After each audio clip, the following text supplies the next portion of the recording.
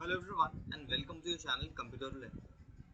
भाई आज से 1 साल पहले हम लोगों ने एक वीडियो बनाई थी MySQL जो कि रिलेशनल डेटाबेस के ऊपर थी, बट उस वीडियो में काफ़ी सारी चीज़ें थी जो मैंने प्रॉपर्ली डिस्क्राइब नहीं करी थी और बहुत सारी चीज़ें डिस्कस करना अभी भी बची हुई थी।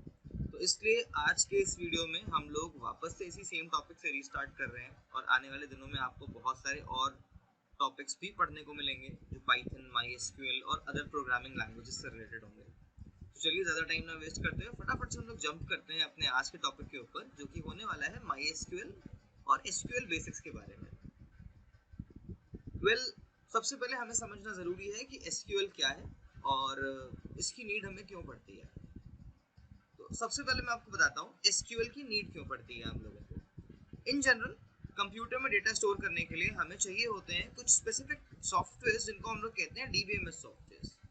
इन DBMS सॉफ्टवेयर की मदद से हम लोग डेटाबेसेस बना करके डेटाबेसेस के अंदर अपने डेटा को ऑर्गेनाइज फॉर्म में स्टोर करते हैं ताकि अलग अलग एप्लीकेशन उस डेटा को इस्तेमाल कर पाए और उस डेटा की इंटीग्रिटी भी बनी रहे और उस डेटा की रीडेबिलिटी में भी कोई इशू क्रिएट ना हो।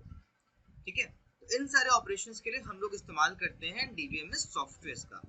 अब ये जो DBMS सॉफ्टवेयर होते हैं ये कम्प्लीटली बने हुए हैं कंप्यूटर के लिए ताकि कंप्यूटर में डेटा को स्टोर कर पाए, बट हम लोग इस DBMS सॉफ्टवेयर से इंटरेक्ट करके डेटा को फेच कर सकते हैं। अब इस DBMS सॉफ्टवेयर से इंटरेक्ट करने के लिए हमें एक स्पेशल लैंग्वेज दी गई है दैट इज SQL। हमारे पास एक स्पेशल लैंग्वेज है that is called as SQL। SQL stands for structured query language. SQL क्या है भाई? SQL एक स्ट्रक्चर्ड क्वेरी लैंग्वेज है जिसके थ्रू हम लोग डेटाबेसेस के साथ कम्युनिकेशन कर सकते हैं और कम्युनिकेशन करके हम लोग डेटाबेसेस के अंदर अवेलेबल डेटा को मैनेज कर सकते हैं, मैनिपुलेट कर सकते हैं, रिट्रीव कर सकते हैं और बहुत सारे ऑपरेशंस परफॉर्म कर सकते हैं अपने डेटाबेस और डेटाबेस के अंदर अवेलेबल डेटा के साथ। इन जनरल SQL का इस्तेमाल हम लोग करते हैं रिलेशनल डेटाबेसेस के साथ। अब क्वेश्चन आता है रिलेशनल डेटाबेसेस क्या होते हैं? तो रिलेशनल डेटाबेसेस कुछ स्पेशल टाइप के डेटाबेसेस हैं जिनमें हमारा डेटा टेबल्स के फॉर्म में स्टोर होता है और टेबल्स में होती हैं रोज एंड कॉलम्स, यानी कि कुछ इस तरह से आपका डेटा रखा जाता है रोज एंड कॉलम्स के फॉर्म में। ठीक है, जहाँ पे रोज होते हैं और कॉलम्स होते हैं। ये जो हॉरिजॉन्टल अरेंजमेंट्स होते हैं इन्हें हम कहते हैं रोज, यानी जो वर्टिकल अरेंजमेंट्स होते हैं इन्हें हम कहते हैं कॉलम्स। ओके, अब ये जो कॉलम्स होते हैं हर एक कॉलम का अपना एक स्पेसिफिक नेम होता है। ठीक है, जिसे हम लोग कहते हैं फील्ड नेम, जिसे हम लोग कहते हैं field name. Okay, and databases में हर एक कॉलम को बोला जाता है फील्ड। हम लोग कॉलम्स को यहाँ पर रेफर करते हैं फील्ड से एंड रोज को हम लोग यहाँ पर रेफर करते हैं रिकॉर्ड से। रोज को हम लोग यहाँ पर रेफर करते हैं रिकॉर्ड्स से। तो ये कुछ जनरल टर्मिनोलॉजीज हैं जो भी हम लोग आगे बार बार यूज करने वाले हैं।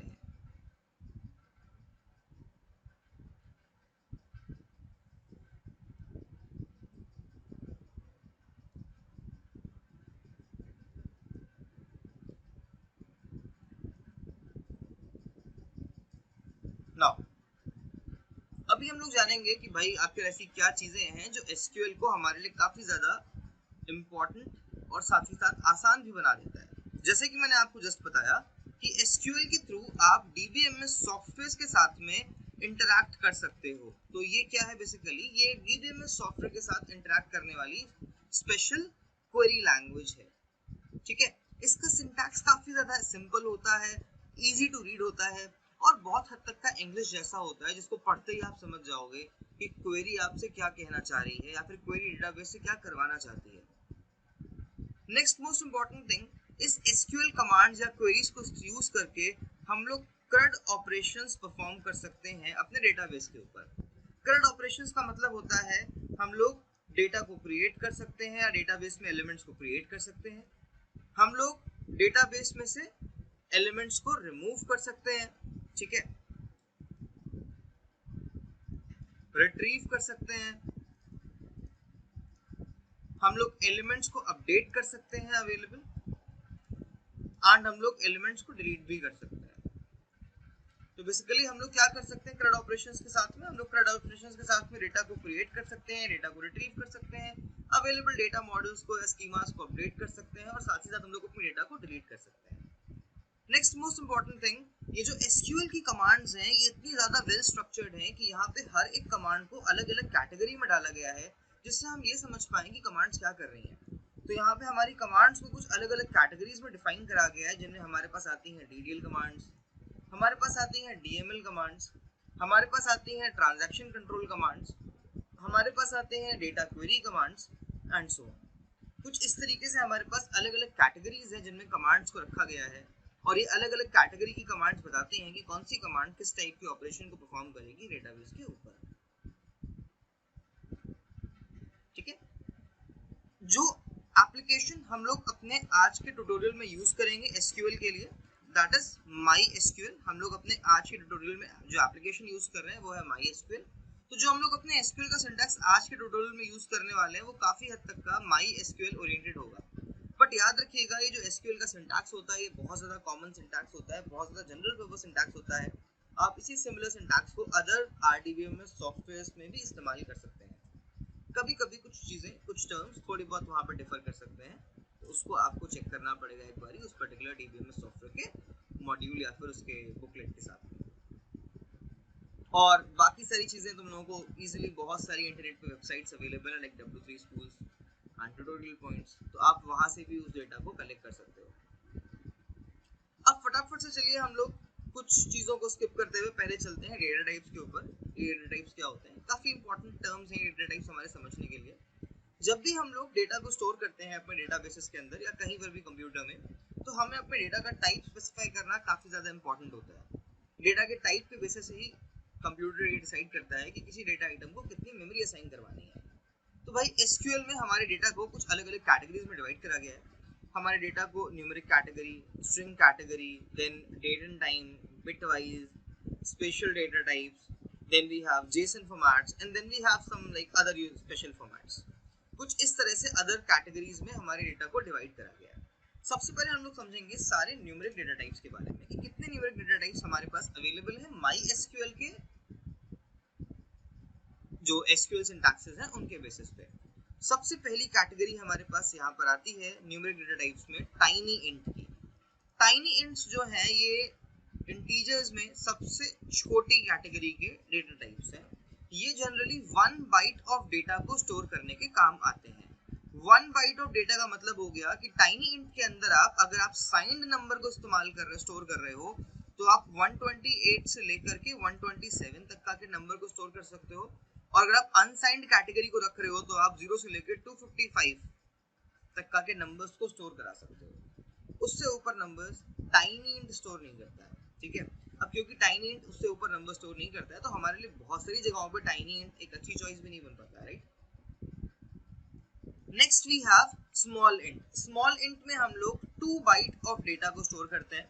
ठीक है, स्मॉल इंट में हम लोग 2 बाइट ऑफ डेटा को स्टोर कर सकते हैं, जैसे कि आप यहाँ पे पढ़ सकते हैं। ठीक है, एंड इसकी रेंज कुछ इस तरह से होती है।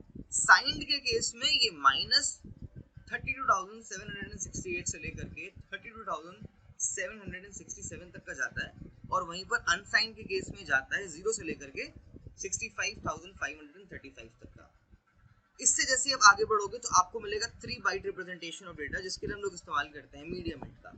And then we have integer data type और इंट, जिसमें हम लोग इस्तेमाल करते हैं 4 बाइट रिप्रेजेंटेशन का। ओके, तो मोस्ट ऑफ द केसेस में जब भी हमें इंटीजर वैल्यू स्टोर करनी होती है वहां पर हम लोग इस्तेमाल करते हैं 4 बाइट रिप्रेजेंटेशन का, जिसमें हम लोग इस्तेमाल करते हैं इंट टाइप का। ओके, जिसमें हम लोग इस्तेमाल करते हैं इंट टाइप का। इंट के केस में हम लोग साइंड में इस रेंज को स्टोर कर सकते हैं, that's a very big number, you can read it. And unsigned के केस में हम लोग इस रेंज को स्टोर कर सकते हैं। वेल, अगर आप रीड यहाँ पर नहीं कर पा रहे हो तो मैं नीचे डिस्क्रिप्शन बॉक्स में इस नोट्स की लिंक शेयर कर दूंगा आपके साथ में, तो वहां से आप जाकर के नोट्स को डाउनलोड करके भी पढ़ सकते हैं। Then next we have big int. Big int integer की कैटेगरी में सबसे बड़े इंटीजर्स हैं, जिनकी रेंज काफी ज्यादा बड़ी है, आप देख सकते हैं अनसाइंड के केस में। एंड सिमिलरली साइंड के केस में भी काफी ज्यादा बड़ी रेंज के नंबर है। सबसे ज्यादा बड़ी रेंज हम लोगों को मिलती है देखने को बिग इंट के केस में। अभी तक का हम लोग जिन टाइप्स की बात कर रहे थे ये थे सारे के सारे इंटीजर टाइप्स। इंटीजर टाइप्स का मतलब उसमें हम लोग डेसिमल वाले नंबर्स को स्टोर नहीं कर पाएंगे।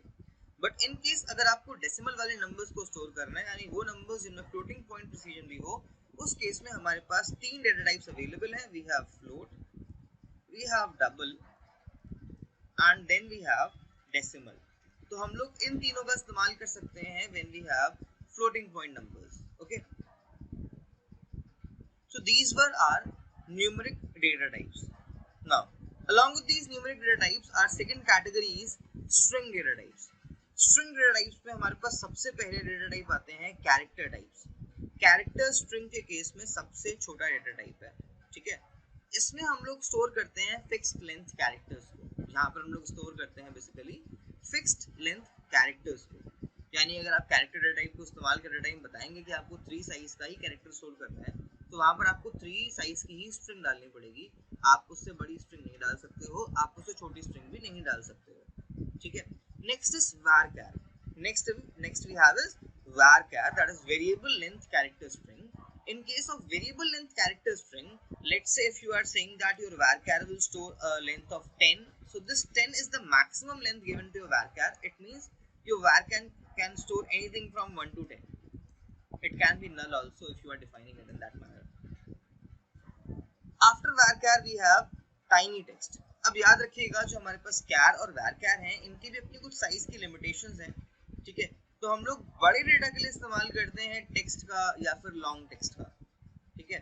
या कुछ स्पेशल केसेस में हम लोग इस्तेमाल कर लेते हैं बाइनरी डेटा का भी, ठीक है. तो ये हमारे पास कुछ other string data types available हैं जिनकी साइज बढ़ती चली जाती है जैसे जैसे आप टेबल में नीचे की तरफ जाओगे. अब यहाँ पर हमारे पास 3 स्पेशल टाइप्स भी आते हैं स्ट्रिंग के अंदर में, that is blob, enum and set, ठीक है. ब्लॉब में आप बाइनरी ऑब्जेक्ट को स्टोर कर सकते हैं. बाइनरी ऑब्जेक्ट्स में क्या चीजें आती हैं, मान लीजिए आपके पास कोई इमेज थी जिसको आपने बाइनरी में कन्वर्ट करा हुआ है, तो आप उसको ब्लॉब में स्टोर कर सकते हो. आपके पास कोई मीडिया फाइल है जिसको आप बाइनरी में कन्वर्ट कर रहे हो, तो उसको भी आप ब्लॉब में स्टोर कर सकते हो. Then next is enum. enum क्या करता है, enum कुछ प्रीडिफाइंड वैल्यूज का सेट होता है. And next we have set. Set में भी हम लोग कुछ प्रीडिफाइंड वैल्यूज को स्टोर करा रहे होते हैं. Okay, now after string data types the next category that we have is date and time. तो डेट एंड टाइम में हमारे पास जो मोस्टली यूजेबल है वो है date type and time type. ये डेट टाइप और टाइम टाइप ये बताता है कि जिस भी फील्ड को आप क्रिएट कर रहे हो, ये date and time specific values को ही स्टोर करेंगे एंड इनका एक specific date and time format भी होगा, ठीक है. Next we have bit data types. जब आपको अपने किसी पर्टिकुलर फील्ड में बिट बाय बिट वैल्यूज को स्टोर कराना है, तब आप वहाँ पर यूज करते हो बिट डेटा टाइप का. वेल, मैंने इसका ज्यादा इस्तेमाल नहीं करा है, तो मैं आपको इसके बारे में ज्यादा कुछ नहीं बता सकता हूँ. Next we have spatial data types. Spatial data types में हम लोग स्टोर करते हैं ज्योग्राफिकल पैटर्न्स को. इसमें हम लोग स्टोर करते हैं ग्राफिकल पैटर्न्स को. इसमें हम लोग स्टोर करते हैं शेप्स और उनके ज्योमेट्रिक स्ट्रक्चर्स को. Okay, next we have JSON data types. Well, आज की डेट में जेसन ऑब्जेक्ट्स बहुत ज्यादा इस्तेमाल होने लगे हैं डेटा को स्टोर करने के लिए, तो हम लोग जेसन ऑब्जेक्ट्स को भी एज इट इज अपने फील्ड में स्टोर करवा सकते हैं. Then at last we have Boolean types. तो भाई बूलियन टाइप्स इन जनरल हमारे टाइनी इंट की तरीके ही होते हैं, ठीक है. ये ट्रू एंड फॉल्स के फॉर्म में डेटा को स्टोर करते हैं. So these were some data types that we will use when we will create our fields or when we will create our columns. After that, the next thing that we have to understand is constraints. कि भाई constraints क्या होते हैं. अब देखिए, जब भी आप कोई भी टेबल बना रहे होते हैं डेटाबेस में, तो आपको टेबल के ऊपर कुछ रिस्ट्रिक्शंस अप्लाई करने होते हैं. आपको वहाँ पर कुछ पॉलिसीज असाइन करनी होती हैं अपने टेबल के लिए, ठीक है. उन पॉलिसीज को हम लोग कहते हैं कंस्ट्रेंट्स. ये पॉलिसीज आपकी कॉलम स्पेसिफिक प्रॉपर्टीज होती हैं जो किसी कॉलम को कुछ स्पेशल प्रॉपर्टीज असाइन करती हैं. ये प्रॉपर्टीज ये डिफाइन करती हैं कि कॉलम में किस टाइप की वैल्यूज आएंगी और कॉलम की वैल्यूज की कितनी ज्यादा इंपॉर्टेंस होगी आपकी टेबल में. तो सबसे पहला कंस्ट्रेंट है हमारे पास नॉट नल कंस्ट्रेंट. अब इसका मतलब क्या है, इसको समझने के पहले हम लोग जरा एक बार टेबल स्ट्रक्चर को देख लेते हैं कि टेबल स्ट्रक्चर कैसा होता है. तो लेट्स से मेरे पास कुछ इस तरह की एक टेबल है जिसमें मेरे पास कुछ 3 कॉलम्स हैं और कुछ ऐसे करके देखिए मैं यहाँ पे आप लोगों के लिए रिकॉर्ड्स बना दे रहा हूँ. लेट्स से मेरे पास यहाँ पे पहला कॉलम था सीरियल नंबर, नेक्स्ट कॉलम था मेरे पास नेम एंड थर्ड कॉलम था मेरे पास age. Okay, and serial numbers जो है मैं इनको यूनिक अज्यूम करके चल रहा हूँ, तो ये 1 2 3 4 एंड 5 हो गए. अब लेट्स से मैंने यहाँ पे एज डाल नेम्स डाल दिए ABCDE. ओके, एंड फिर मैंने यहाँ पे एज लाइक स्टोर करी. अब मान लो मेरे को एजेस कुछ लोगों की पता है और कुछ लोगों की नहीं पता है, तो उस केस में भाई क्या करूंगा, मुझे जिनकी उनकी एज पता है मैं उनकी यहाँ पे देखिए फिल कर देता हूँ. तो मैंने बोल दिया मेरे को इसकी पता थी, मेरे को इसकी पता थी, मेरे को इसकी नहीं पता थी, मेरे को डी की भी नहीं पता थी, और लेट से मेरे को ई की एज पता थी। ठीक है, तो अब देखो मैंने तुम्हारे सामने एक सिंपल सा डेटा सेट बना लिया है। अब इस डेटा सेट के साथ में हम लोग पहले डिस्कस करते हैं कि इसमें क्या क्या चीजें यूज हो रही हैं और इन चीजों को हम लोग एसक्यूएल में क्या और कैसे नाम देते हैं। सबसे पहली चीज आपको ये समझनी है, ये जो वर्टिकल अरेंजमेंट्स है डेटा के, इनको हम लोग कहते हैं डेटाबेस में फील्ड या फिर कॉलम। इनको हम लोग डेटाबेस में कहते हैं फील्ड या फिर column. Next most important thing, ये जो हॉरिजॉन्टल अरेंजमेंट्स हैं जिनमें आप देख पा रहे होंगे कि आपको इंडिविजुअल रिकॉर्ड्स देखने को मिल रहे हैं, जिसमें आपको एक पर्टिकुलर एंटिटी की कंप्लीट वैल्यू देखने को मिल रही है, इसे हम लोग कहते हैं रो या फिर रिकॉर्ड। इसे हम लोग कहते हैं रो या फिर रिकॉर्ड। ओके, तो ये जो रिकॉर्ड्स या रोज आपको दिख रही हैं, इसमें आपको सारे कॉलम्स की मिक्स्ड वैल्यूज मिलेंगी, जो किसी एक एंटिटी का कंप्लीट सेट ऑफ इंफॉर्मेशन आपको प्रोवाइड कर रही होंगी। जैसे कि अगर मैं इस वाली रो को रीड करूंगा तो मुझे पता चल जाएगा कि अच्छा एक सीरियल नंबर है 1, जिसका नेम है ए एंड उसकी एज है 30। तो ये क्या हो गया, एक इंडिविजुअल के बारे में कंप्लीट रिकॉर्ड मेरे को मिल गया एक रो से। Similarly when we talk about fields और कॉलम्स, तो फील्ड्स और कॉलम्स क्या होते हैं, फील्ड्स और कॉलम्स एक स्पेसिफिक टाइप की वैल्यू को कैरी कर रहे होते हैं, और हर एक फील्ड और जो कॉलम होता है उसका अपना एक स्पेसिफिक डेटा टाइप होता है। क्या होता है इनका अपना एक स्पेसिफिक डेटा टाइप होता है, जो अभी हम लोगों ने जस्ट पहले डिस्कस करे थे। जैसे कि अगर आप इस वाले कॉलम को देखोगे तो ये कॉलम जो आपको दिख रहा है, ये आपको दिख रहा होगा इंटीजर टाइप का, राइट गाइस। एंड ये वाला कॉलम आपको दिख रहा होगा स्ट्रिंग टाइप का, तो लेट्स से मैं इसके लिए इस्तेमाल कर लेता हूँ varchar का। Then again we have a data type, like we have this column, तो इसमें भी देखो क्या है, नंबर्स स्टोर है, तो भाई इसके लिए भी मैं यहाँ पे इंट टाइप का इस्तेमाल कर सकता हूँ, राइट। तो ये तो बात हो गई इनके डेटा टाइप्स की। अब बारी आती है इनकी कुछ और इम्पोर्टेंट प्रॉपर्टीज के बारे में। जैसे कि ये जो सीरियल नंबर होना चाहिए, जरा आप लोग मेरे को सोच के कमेंट बॉक्स में बताना कि क्या सीरियल नंबर मल्टीपल इंडिविजुअल्स का सिमिलर हो सकता है। वेल मेरे अकॉर्डिंग तो नहीं हो सकता है, राइट। तो जब भी हम लोग डेटाबेस बनाते हैं तो हमें उन कुछ चीज़ों पर ध्यान देना चाहिए कि जो सीरियल नंबर वाली वैल्यू है ये हमेशा कैसी है, ये हमेशा यूनिक वैल्यू है, राइट। प्लस जो नेम्स हैं काफी इंपॉर्टेंट चीजें हैं, तो नेम्स हमेशा क्या हो, यूजर एंटर ही एंटर करे, इनको कभी भी यूजर ब्लैंक ना छोड़ दे। तो इट मींस नेम्स कैसे होने चाहिए, नॉट नल टाइप के होने चाहिए, राइट। तो इसी तरीके से हमारे पास कुछ कंस्ट्रेंट्स अवेलेबल हैं जो बताते हैं किसी कॉलम की कुछ प्रॉपर्टीज के बारे में। सबसे पहला कंस्ट्रेंट हमारे पास है नॉट नल। जब भी आप डेटाबेस में कोई कॉलम बना रहे होते हैं और अगर आप कॉलम को बता देंगे कि वो कॉलम नॉट नल टाइप का है, उस केस में कॉलम जो है यूजर को नल वैल्यूज स्टोर करने नहीं देगा।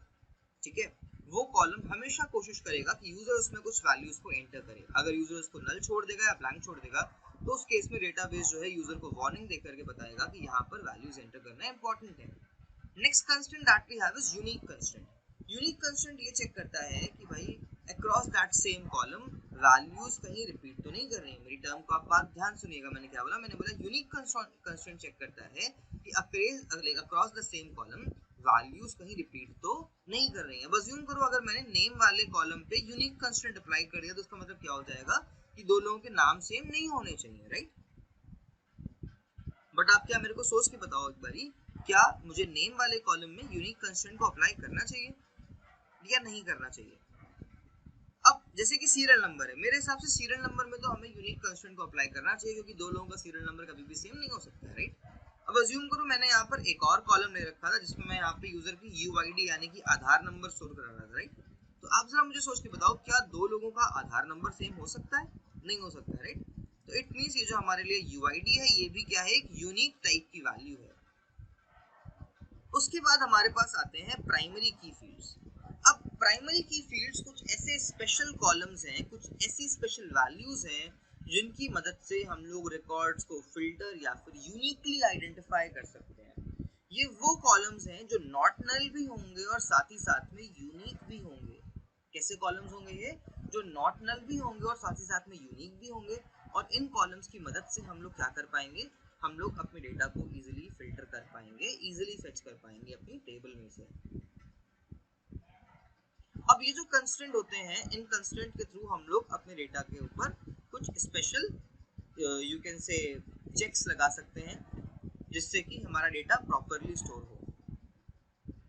After constraint, the next thing that we have is we have types of SQL queries। जैसे कि मैंने आपको बताया था कि हमारी SQL queries को कुछ कैटेगरीज में डिवाइड करा गया है। तो अब हम लोग एक एक करके कैटेगरी वाइज SQL की क्वेरीज को डिस्कस करेंगे कि कितने कैटेगरीज की हमारे पास SQL की क्वेरीज हैं और इन क्वेरीज को हम लोग कैसे डिस्कस करते हैं। तो भाई इन जनरल हमारी क्वेरीज को आप देख सकते हैं 1 2 3 4 5 कैटेगरीज में डिवाइड करा गया है, जिसमें हमारे पास आती हैं DQL, DDL, DML,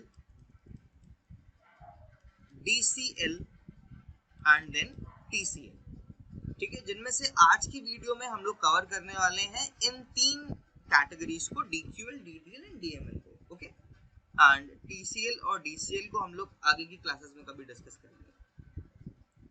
सबसे पहले हम लोग समझेंगे DQL कौन सी क्वेरीज है। इन DQL क्वेरीज के थ्रू आप डेटा फेच कर सकते हो। ओके, इन DQL क्वेरीज के थ्रू आप क्या कर सकते हो, डेटा फेच कर सकते हो। DQL का फुल फॉर्म होता है डेटा क्वेरी लैंग्वेज। इस डेटा क्वेरी लैंग्वेज का काम होता है डेटाबेस से क्वेरी करके डेटा निकालने का। The next we have is DDL। DDL का फुल फॉर्म होता है data definition language. Data definition language के थ्रू आप अपने डेटाबेस के ऑब्जेक्ट्स को डिफाइन करते हो और उनके स्ट्रक्चर्स को डिफाइन करते हो। उसके थ्रू आप क्या करते हो, आप डेटाबेस के ऑब्जेक्ट्स को डिफाइन करते हो एंड उनके स्ट्रक्चर को डिफाइन करते हो। Next we have is DML।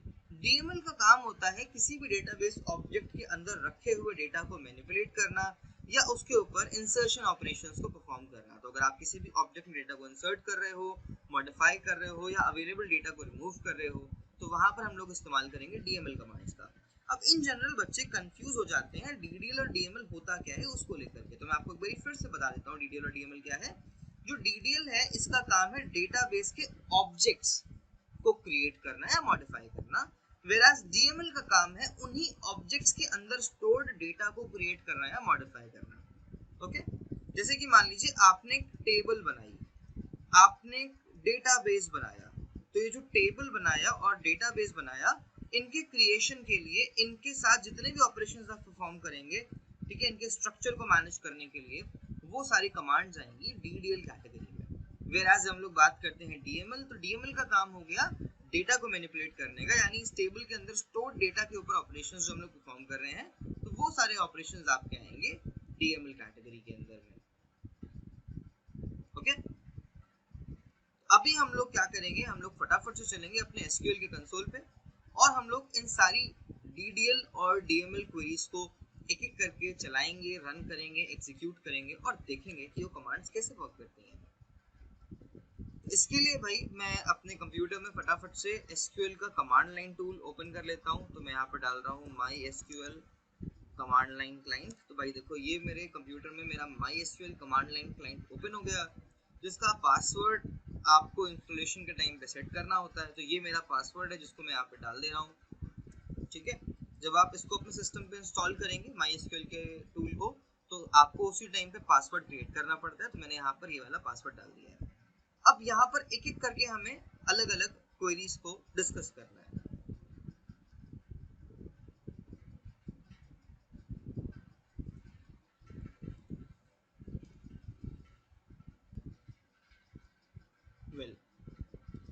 सबसे पहले हम लोग यहाँ पे पढ़ने वाले हैं कुछ जनरल और बेसिक क्वेरीज। ठीक है, तो सबसे पहली क्वेरी जो हम लोग यहाँ पे पढ़ेंगे, that query is use database. और उससे पहले भी हम लोग जो क्वेरी पढ़ेंगे, that query is show databases. Okay, तो let me tell you about these queries now. जब भी आप अपना SQL कमांड लाइन ओपन करते हो, तो आपको नहीं पता है, मान लीजिए कि आपको कौन सा डेटाबेस इस्तेमाल करना है, तो आप यहाँ पर क्वेरी लिखेंगे शो डेटाबेसेस। ये क्वेरी आपको list of available databases show कर देगी, वो सारे डेटाबेसेस जो आपके MySQL डेटाबेस में करेंटली अवेलेबल हैं, आपको उन सबकी लिस्ट मिल जाएगी। तो देखिए मेरे पास इतने सारे डेटाबेसेस अवेलेबल हैं, जिनमें से कुछ मैंने बनाए हैं और कुछ पहले से ही अवेलेबल थे यहाँ पे।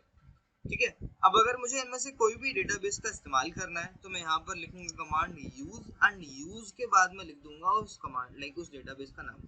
जैसे कि लेट से मैंने लिख दिया यूज होटल। जैसे मैंने लिखा यूज होटल, तो ये कमांड क्या करेगी, मेरे लिए होटल वाले डेटाबेस को एक्टिवेट कर देगी। और अब मैं जो भी ऑपरेशंस परफॉर्म करूंगा वो होगा होटल वाले डेटाबेस के साथ। मान लीजिए मुझे डेटाबेस चेंज करना है, तो मैं तुरंत लिख सकता हूँ यहाँ पे यूज एयरलाइंस। तो ये क्या करेगा, मेरे डेटाबेस को चेंज करके कर देगा एयरलाइंस में। एंड इन केस अगर यहाँ पे कोई आप ऐसा नाम टाइप कर दे, जैसा कोई डेटाबेस अवेलेबल ना हो, मान लो मैंने यहाँ पे टाइप कर दिया ABCD, तो ये बता देगा कि भाई ऐसा कोई भी डेटाबेस नहीं है। ओके, लेट्स से आपका कहना है कि भाई मेरे को तो नया डेटाबेस बनाना है, मेरे को अवेलेबल डेटाबेसेस का इस्तेमाल नहीं करना है, उसके लिए भी हमारे पास क्वेरी है। उस केस में हम लोग इस्तेमाल करते हैं क्वेरी क्रिएट डेटाबेस, ठीक है। एंड देन हम लोग लिखते हैं अपने डेटाबेस का नाम। तो देखते हैं इस क्वेरी को हम लोग कैसे इस्तेमाल करेंगे, ध्यान से देखिएगा आप लोग, ओके। तो मैं यहाँ पर लिखूंगा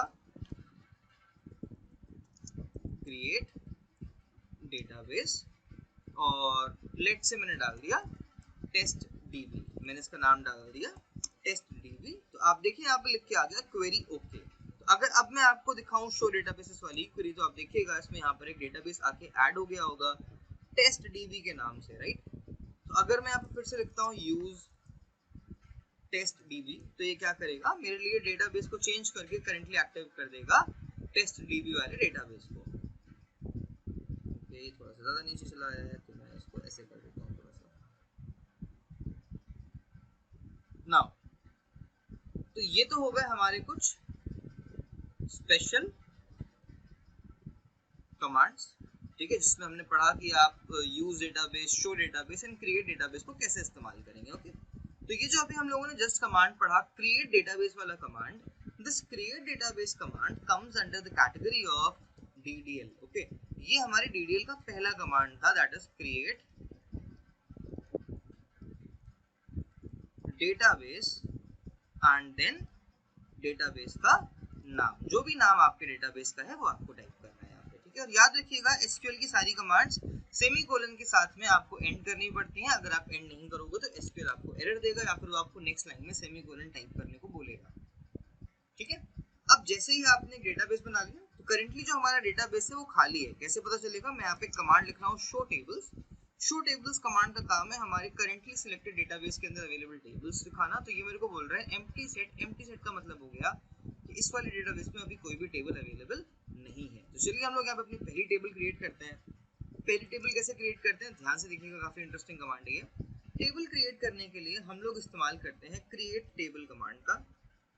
तो हम लोग लिखेंगे क्रिएट टेबल एंड देन उसके बाद आपको पास करना पड़ेगा अपने टेबल का नेम। तो मान लीजिए मैंने टेबल का नेम पास करा।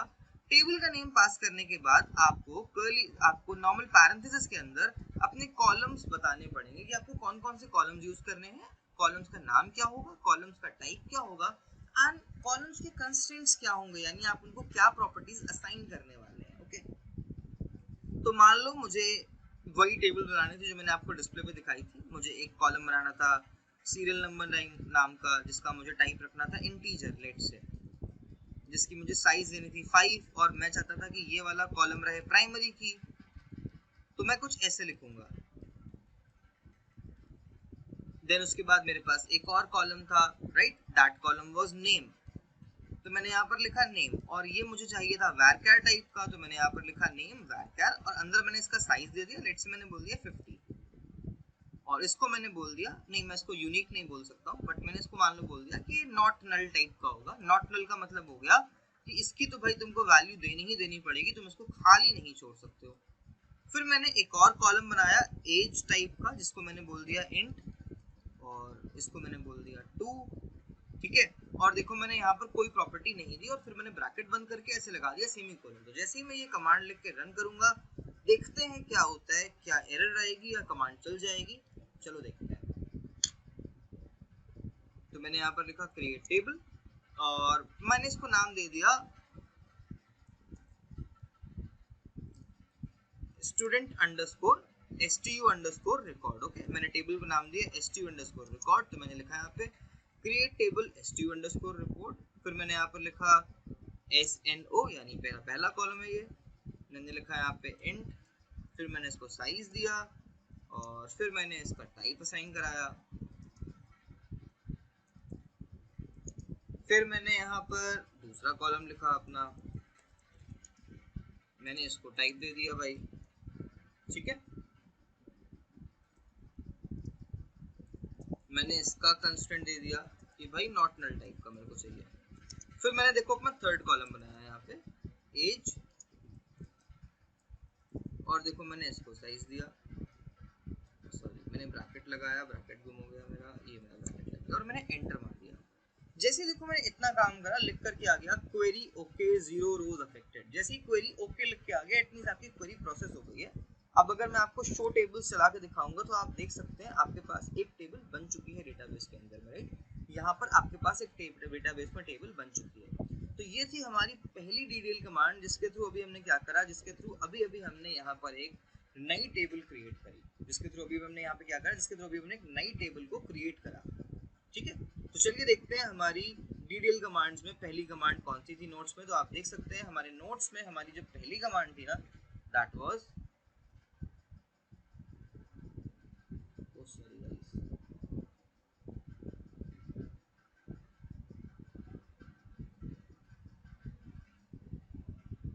Okay, yes, now the things are gone, let me clear out this screen as well.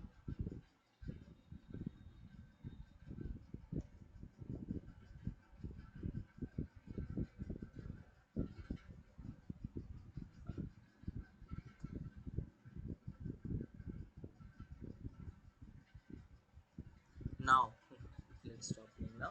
Okay, the first query that we had, it was DDL create query. So you can see we have discussed about these two queries. हम लोगों ने पढ़ा हम लोग कैसे database बना सकते हैं और हम लोग कैसे नई टेबल बना सकते हैं, राइट। इसके बाद हमारे पास सेकंड कैटेगरी की जो क्वेरी आती है दैट इज ऑल्टर क्वेरी। सबसे इंपॉर्टेंट क्वेरी है गाइस ऑल्टर क्वेरी। तो चलिए देखते हैं ऑल्टर क्वेरी क्या है, और इसमें बहुत सारे वेरिएशंस आते हैं और एग्जाम में ना जनरली एग्जाम्स में क्वेरी बहुत ज्यादा पूछी जाती है।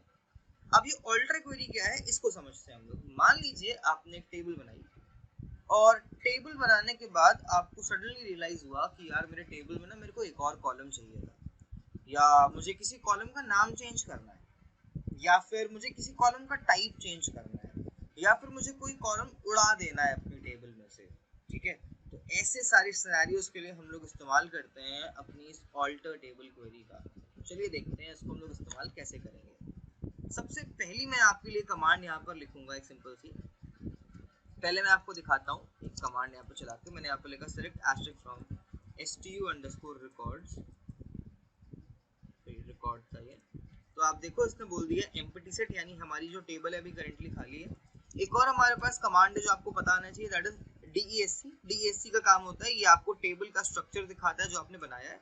तो DESC जैसे मैंने करा तो उसने मेरे को बताया कि मेरे पास देखो अभी 3 कॉलम्स हैं, इसका टाइप ये है, और कौन कौन सा नल टाइप का है और कौन कौन सा नॉट नल टाइप का है और कौन कौन सा प्राइमरी है। तो देखो ये प्रॉपर्टीज जो मैंने दी थी, मैंने बोला था इसको प्राइमरी करो, तो देखो ये प्राइमरी है। मैंने बोला था ये नॉट नल होना चाहिए, तो देखो यहाँ पे नल में नो लिख करके आ गया अपने आप, राइट। तो जो हम लोग कंस्ट्रेंट देंगे ना, ये उसी के हिसाब से आपकी टेबल क्रिएट करेगा। अब मान लो मुझे एक रियलाइजेशन हुआ कि मेरे को एक और कॉलम चाहिए था आधार नंबर का। याद है मैंने उधर भी आधार नंबर वाला कॉलम बनाया था अपने टेबल में। अब मान लो मुझे सडनली रियलाइजेशन हुआ कि मेरे को यहाँ पे चौथा कॉलम चाहिए भाई आधार नंबर का, वो तो मैंने बनाया नहीं है अभी। चलो फटाफट से हम लोग अपने आधार नंबर वाले कॉलम को यहाँ पर ऐड करते हैं। देखो कैसे ऐड करेंगे, ध्यान से देखना। हम लोग यहाँ पर लिखेंगे ऑल्टर टेबल। टेबल लिखने के बाद हम लोग लिखेंगे टेबल का नेम,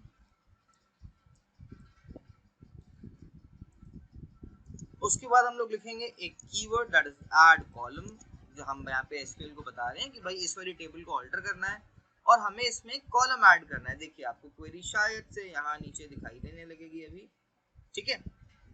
और उसके बाद आप पास करोगे अपने नए कॉलम का नेम और उसकी प्रॉपर्टीज। तो जैसे मान लीजिए मैंने नया यहाँ पे कॉलम डाल दिया UID for Aadhaar number, and then मैंने इसकी प्रॉपर्टीज असाइन कर ली कि भाई ये यूनिक होना चाहिए। तो मैंने अब लिख दिया सॉरी, उसके बाद मैं इसको डेटा टाइप असाइन करा। मैंने कहा डेटा टाइप होगा varchar टाइप का लेट से, और 12 डिजिट्स का होता है ना आधार। तो देखो मैंने यहाँ लिख दिया 12 डिजिट्स, और फिर मैंने बोल दिया इसको कि यूनिक होना चाहिए, ठीक है। और मैंने साथ में बोल दिया कि नॉट नल भी होना चाहिए। देखते हैं क्या होता है, एरर आएगी क्या। तो देखो कोई एरर नहीं आई और लिख करके आ गया कि क्वेरी चल गई कोई दिक्कत के बिना। चलाते हैं जरा DESC, और देखो जैसे मैंने DESC करा तो आप देख सकते हो हमारी टेबल में ना एक UID ऐड हो गई है, राइट।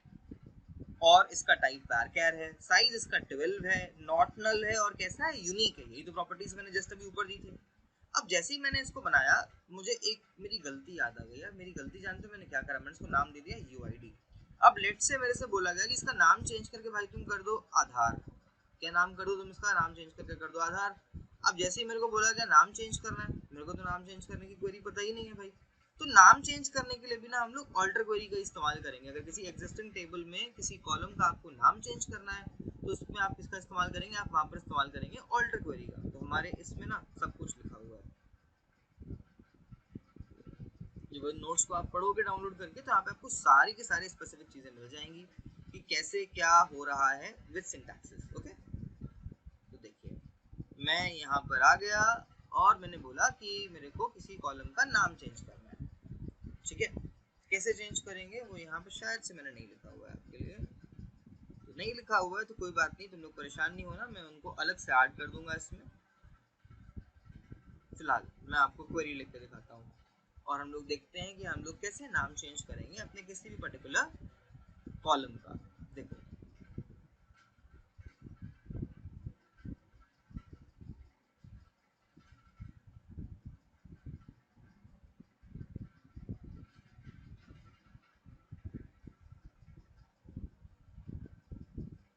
तो हमने यहाँ पे लिखा वही अपना पुराना कमांड, मैंने यहाँ पर लिखा ऑल्टर टेबल। मेरी टेबल का नाम था stu_record। फिर मैंने यहाँ पर लिखा एक कीवर्ड रीनेम, क्योंकि मुझे अपने कॉलम का नाम चेंज करना है ना, इसलिए मैंने यहाँ पे कीवर्ड लिखा रीनेम। एंड रीनेम कीवर्ड लिखने के बाद हम लोग यहाँ पर क्या करेंगे, जरा ही ध्यान से देखिएगा आप लोग उस चीज को, क्योंकि बच्चे जनरली ना यहाँ पे मिस्टेक करते हैं। ठीक है, रीनेम करने के बाद हम लोग लिखेंगे अपने पुराने कॉलम का नाम। मैंने यहाँ पर लिखा UID और फिर मैंने यहाँ पे कीवर्ड लिखा टू और मैंने इसका नया नाम लिखा, तो मैंने लिखा AADHAAR। उपसी एरर आ गई।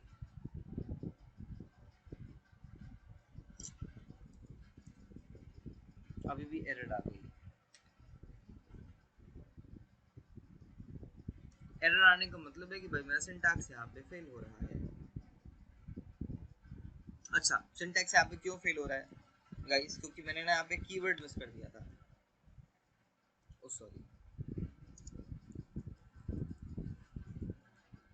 that keyword was column keyword. Okay, the moment you will write this column keyword you will get the column rename.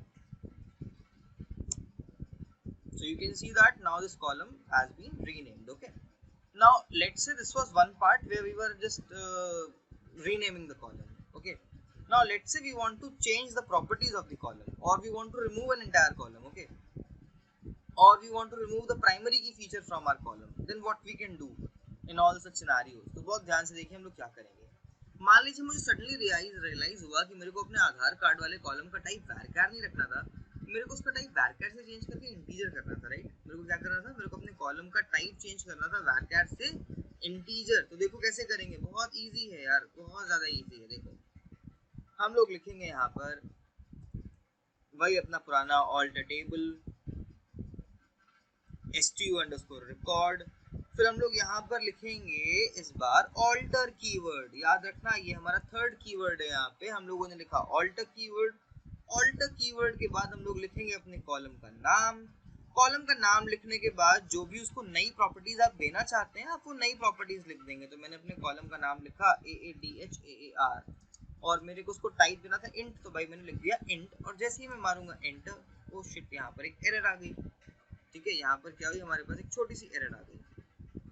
Error क्यों आई, क्योंकि जो मैंने आपके सामने जस्ट अभी ऑल्टर कीवर्ड लिखा है, ये ऑल्टर कीवर्ड है ओरेकल का। ओके,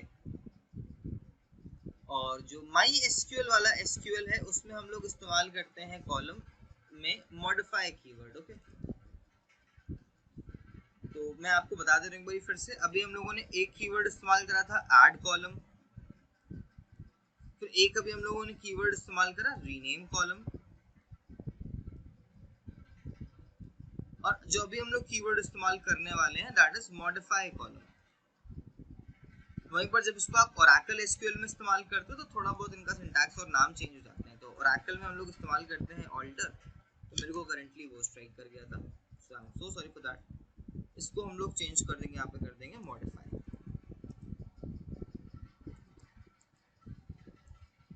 ठीक है, जैसे ही देखो मैंने मॉडिफाई लिखा तो मेरी क्वेरी चल गई। अब चलो इसको डिस्क्राइब करते हैं। तो मैंने यहाँ पर लिखा DEST STU_records तो देखो क्या हुआ आपके सामने, क्या हुआ जस्ट इसका टाइप varchar से चेंज होके हो गया इस बार इंटीजर, राइट। इसके बाद जो हमारे पास नेक्स्ट कैटेगरी आती है जिसमें हम लोग क्या करने वाले हैं, हम लोग अपने किसी कॉलम को उड़ाने वाले हैं। लेट्स से मुझे रियलाइज हुआ इतनी मेहनत करने के बाद कि भाई मेरे को ये आधार वाला कॉलम नहीं चाहिए था, मेरे को ना इस कॉलम को रिमूव करने का है। मेरे को क्या करना है, अपने कॉलम को रिमूव करना है। तो क्या करूंगा मैं लिखूंगा simply alter table drop column और कॉलम का नाम। सबसे इजी होता है कॉलम को रिमूव करना। तो मैंने यहाँ पर लिखा alter table table name drop column और उसके बाद मैंने लिख दिया अपने कॉलम का नाम जो कि था AADHAAR।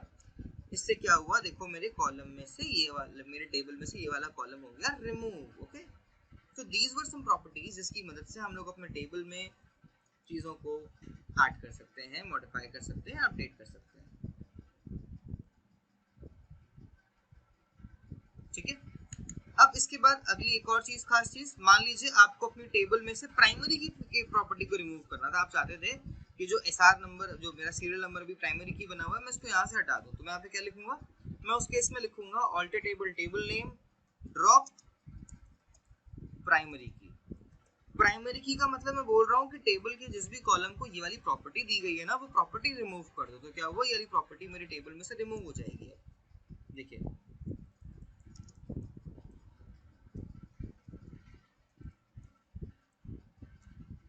प्रॉपर्टी रिमूव हो गई, राइट। एंड लेट्स से अगर मुझे यही प्रॉपर्टी फिर से ऐड करनी है तो मैं क्या करूंगा, देखो अगर मुझे ये प्रॉपर्टी ऐड करनी है तो मैं लिखूंगा ऐड प्राइमरी की और ब्रैकेट में पास कर दूंगा मैं अपने कॉलम का नाम। ठीक है, इससे क्या होगा, जो आपका पर्टिकुलर कॉलम जिसका नाम आप यहाँ बीच में पास करोगे वो प्राइमरी टाइप का बन जाएगा।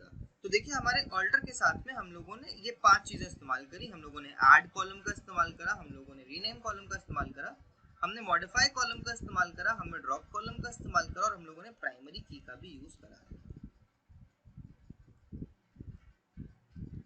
ठीक है, और हमने एक और चीज पढ़ी थी, that was what, drop primary की।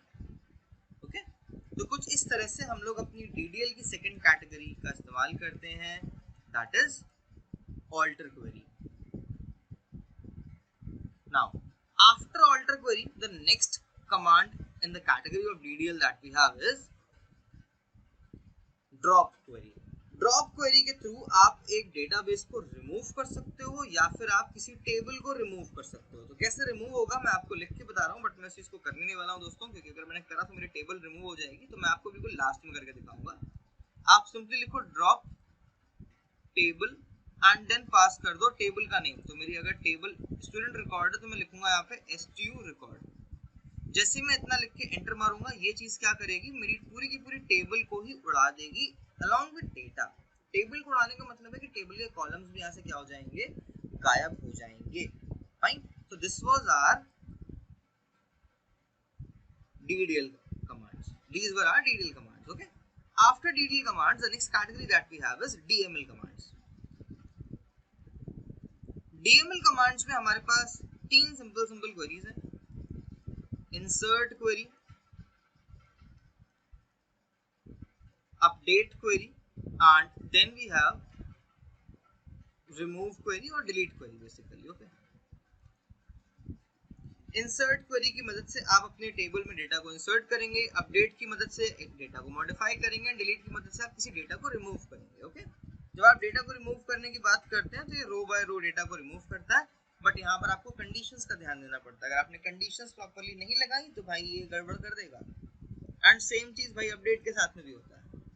ठीक है, तो अभी हम लोग क्या करेंगे, अभी हम लोग पहले पढ़ेंगे DDL में इंसर्ट क्वेरी, एंड DDL की इंसर्ट क्वेरी पढ़ने के बाद हम लोग तुरंत पढ़ेंगे DQL कमांड्स को, एंड DQL कमांड्स को पढ़ने के बाद हम लोग पढ़ेंगे अपडेट एंड डिलीट क्वेरी को। DQL में हमें पढ़नी है सिलेक्ट क्वेरी। सिलेक्ट क्वेरी के थ्रू हम लोग डेटा को फेच करा सकते हैं। ठीक है, तो चलिए फटाफट से चलते हैं अपने SQL के कंसोल पे और काम करना चालू करते हैं। अब मान लो मेरा टेबल का स्ट्रक्चर तो बन गया, बट जब मैंने लिखा कुछ इस तरीके से सिलेक्ट एस्ट्रिक फ्रॉम STU_record, तो ये जो मैंने अभी क्वेरी लिखी है ना, select asterisk from STU _record, ये क्वेरी है एक टाइप की DQL कमांड। इस DQL कमांड का मतलब क्या है, जरा इस मतलब को समझते हैं। जब मैं अपने SQL से बोलता हूँ सिलेक्ट एस्ट्रिक फ्रॉम stu_record, इसका मतलब मैं SQL से बोल रहा हूँ कि भाई एक काम करो, एस्ट्रिक का मतलब होता है यहाँ पर ऑल कॉलम्स, तो मैं इसको बोल रहा हूँ कि भाई एक काम कर, इस वाली टेबल के सारे कॉलम्स निकाल करके मेरे को भेज दे, ठीक है, इस वाली टेबल के सारे कॉलम्स निकाल करके मेरे को भेज दे। कॉलम्स निकाल के जब ये मेरे को भेजेगा तो मेरे को डेटा भेजेगा ये टेबल के फॉर्म में, जिससे मेरे को कुछ इस तरीके से रोज एंड कॉलम्स मिलेंगे, ठीक है। अब मान लीजिए मैं चाहता हूँ कि मेरे को सारे कॉलम नहीं चाहिए, मेरे को कोई स्पेसिफिक कॉलम चाहिए, तो उस केस में क्या करूंगा मैं अपने स्पेसिफिक कॉलम्स का नाम एस्ट्रिक की जगह पे पास कर दूंगा। मान लो मैंने बोला कि मेरे को सारे कॉलम नहीं चाहिए भाई, बस मेरे को तू SR ने ये सीरियल नंबर और नेम का कॉलम निकाल के दे दे, तो मैं लिखूंगा यहाँ पे select SNO comma name from table का नाम मैं लिख दूंगा, ठीक है। बट अभी एक पंगा है, हम लोग इन दोनों क्वेरीज को चला ही नहीं सकते हैं। पता है क्यों नहीं चला सकते? क्योंकि मेरी टेबल में कोई डेटा ही नहीं है। तो इससे पहले हम लोग को ये सीखना पड़ेगा कि डेटा को कैसे इंसर्ट कराते हैं, है ना गाइस। तो देखते हैं, चलो डेटा को हम लोग कैसे इंसर्ट करा सकते हैं अपने टेबल में। तो आओ फटाफट से डेटा को इंसर्ट कराते हैं। डेटा को इंसर्ट करना आने के लिए हमारे पास जो कमांड है दैट इज इंसर्ट क्वेरी। हमारे पास यहाँ पर कमांड आती है इंसर्ट क्वेरी। तो देखिएगा इंसर्ट का सिंटैक्स ध्यान से, हम लोग यहाँ पर लिखते हैं इंसर्ट इनटू, उसके बाद हम लोग यहाँ पे पास करते हैं टेबल का नेम, और टेबल का नेम पास करने के बाद हमारे पास दो ऑप्शंस हैं। पहला ऑप्शन, अगर आप सारे कॉलम्स में वैल्यूज पास कर रहे हैं तो आप या तो यहाँ पर सारे कॉलम्स का नाम लिख दीजिए और उसके बाद वैल्यूज कीवर्ड लगाइए, एंड आपने जो जो प्रॉपर्टीज दी थी उनके अकॉर्डिंग आप वैल्यू दे दीजिए। जैसे मैंने आप लिख दिया 1, फिर मैंने यहाँ पर लिख दिया नेम में राजू, और मैंने एज में डाल दिया 20 इयर्स। तो यहाँ पर एक प्रॉब्लम आ गई। प्रॉब्लम क्या आ गई? ये बोल रहा है अननोन कॉलम राजू इन फील्ड्स लिस्ट। अभी प्रॉब्लम क्यों आई? काफी इंटरेस्टिंग बात है, इस बात को ध्यान से आप लोग समझिएगा।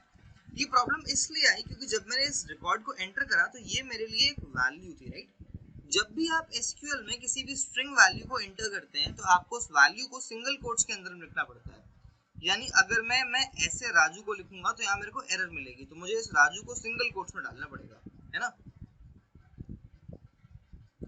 तो मैं कैसे लिखूंगा? मैं इसी सेम क्वेरी को लिखूंगा एज इट इज, बट मुझे इस राजू को सिंगल कोट्स में लगाना पड़ेगा बिकॉज राजू एक स्ट्रिंग वैल्यू थी। देखो जैसे ही मैंने राजू को सिंगल कोट्स में डाला, राजू मेरे टेबल में आ गया, ठीक है। चेक करते हैं कि राजू टेबल में आया।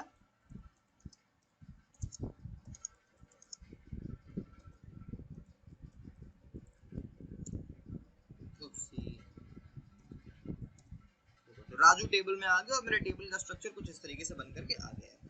अब लेट से मुझे इसके बाद एक और रिकॉर्ड इंसर्ट करना था। मेरे को इस बार नंबर 2 पे स्टोर करना था कुछ, तो मैंने यहाँ पे लिखा 2 और मैंने यहाँ पे राजू की जगह पे डाल दिया मोहन, और मुझे मोहन की एज नहीं पता थी। भाई देखो मैंने खाली छोड़ दिया और एंटर मारा। तो भाई देखो जब आप ऐसे करोगे तो यहाँ पे आपको एरर्स देखने को मिलेंगी, क्योंकि आप इस वाले कॉलम में आपको कुछ ना कुछ पास कराना पड़ेगा। अगर आपको किसी पर्टिकुलर कॉलम की कोई वैल्यू पास नहीं करानी है तो उस जगह पे आप नल पास करा सकते हैं। अगर आपको किसी पर्टिकुलर कॉलम की वैल्यू पास नहीं करनी है तो उस जगह आप क्या पास कराएंगे? उस जगह पे आप नल पास करा सकते हैं। तो देखिए जैसे ही मैंने नल पास कराया, ये वाली वैल्यू मेरे एसक्यूएल ने एक्सेप्ट कर ली और देखो वहां पे नल जाके स्टोर हो गया। नल का मतलब होता है वो वाला कॉलम मैंने ब्लैंक छोड़ दिया है। और एक और बात को याद रखना, नल तभी एक्सेप्टेबल है अगर तुमने अपने कॉलम को नॉट नल वाला कंस्ट्रेंट नहीं दिया है तो, ठीक है।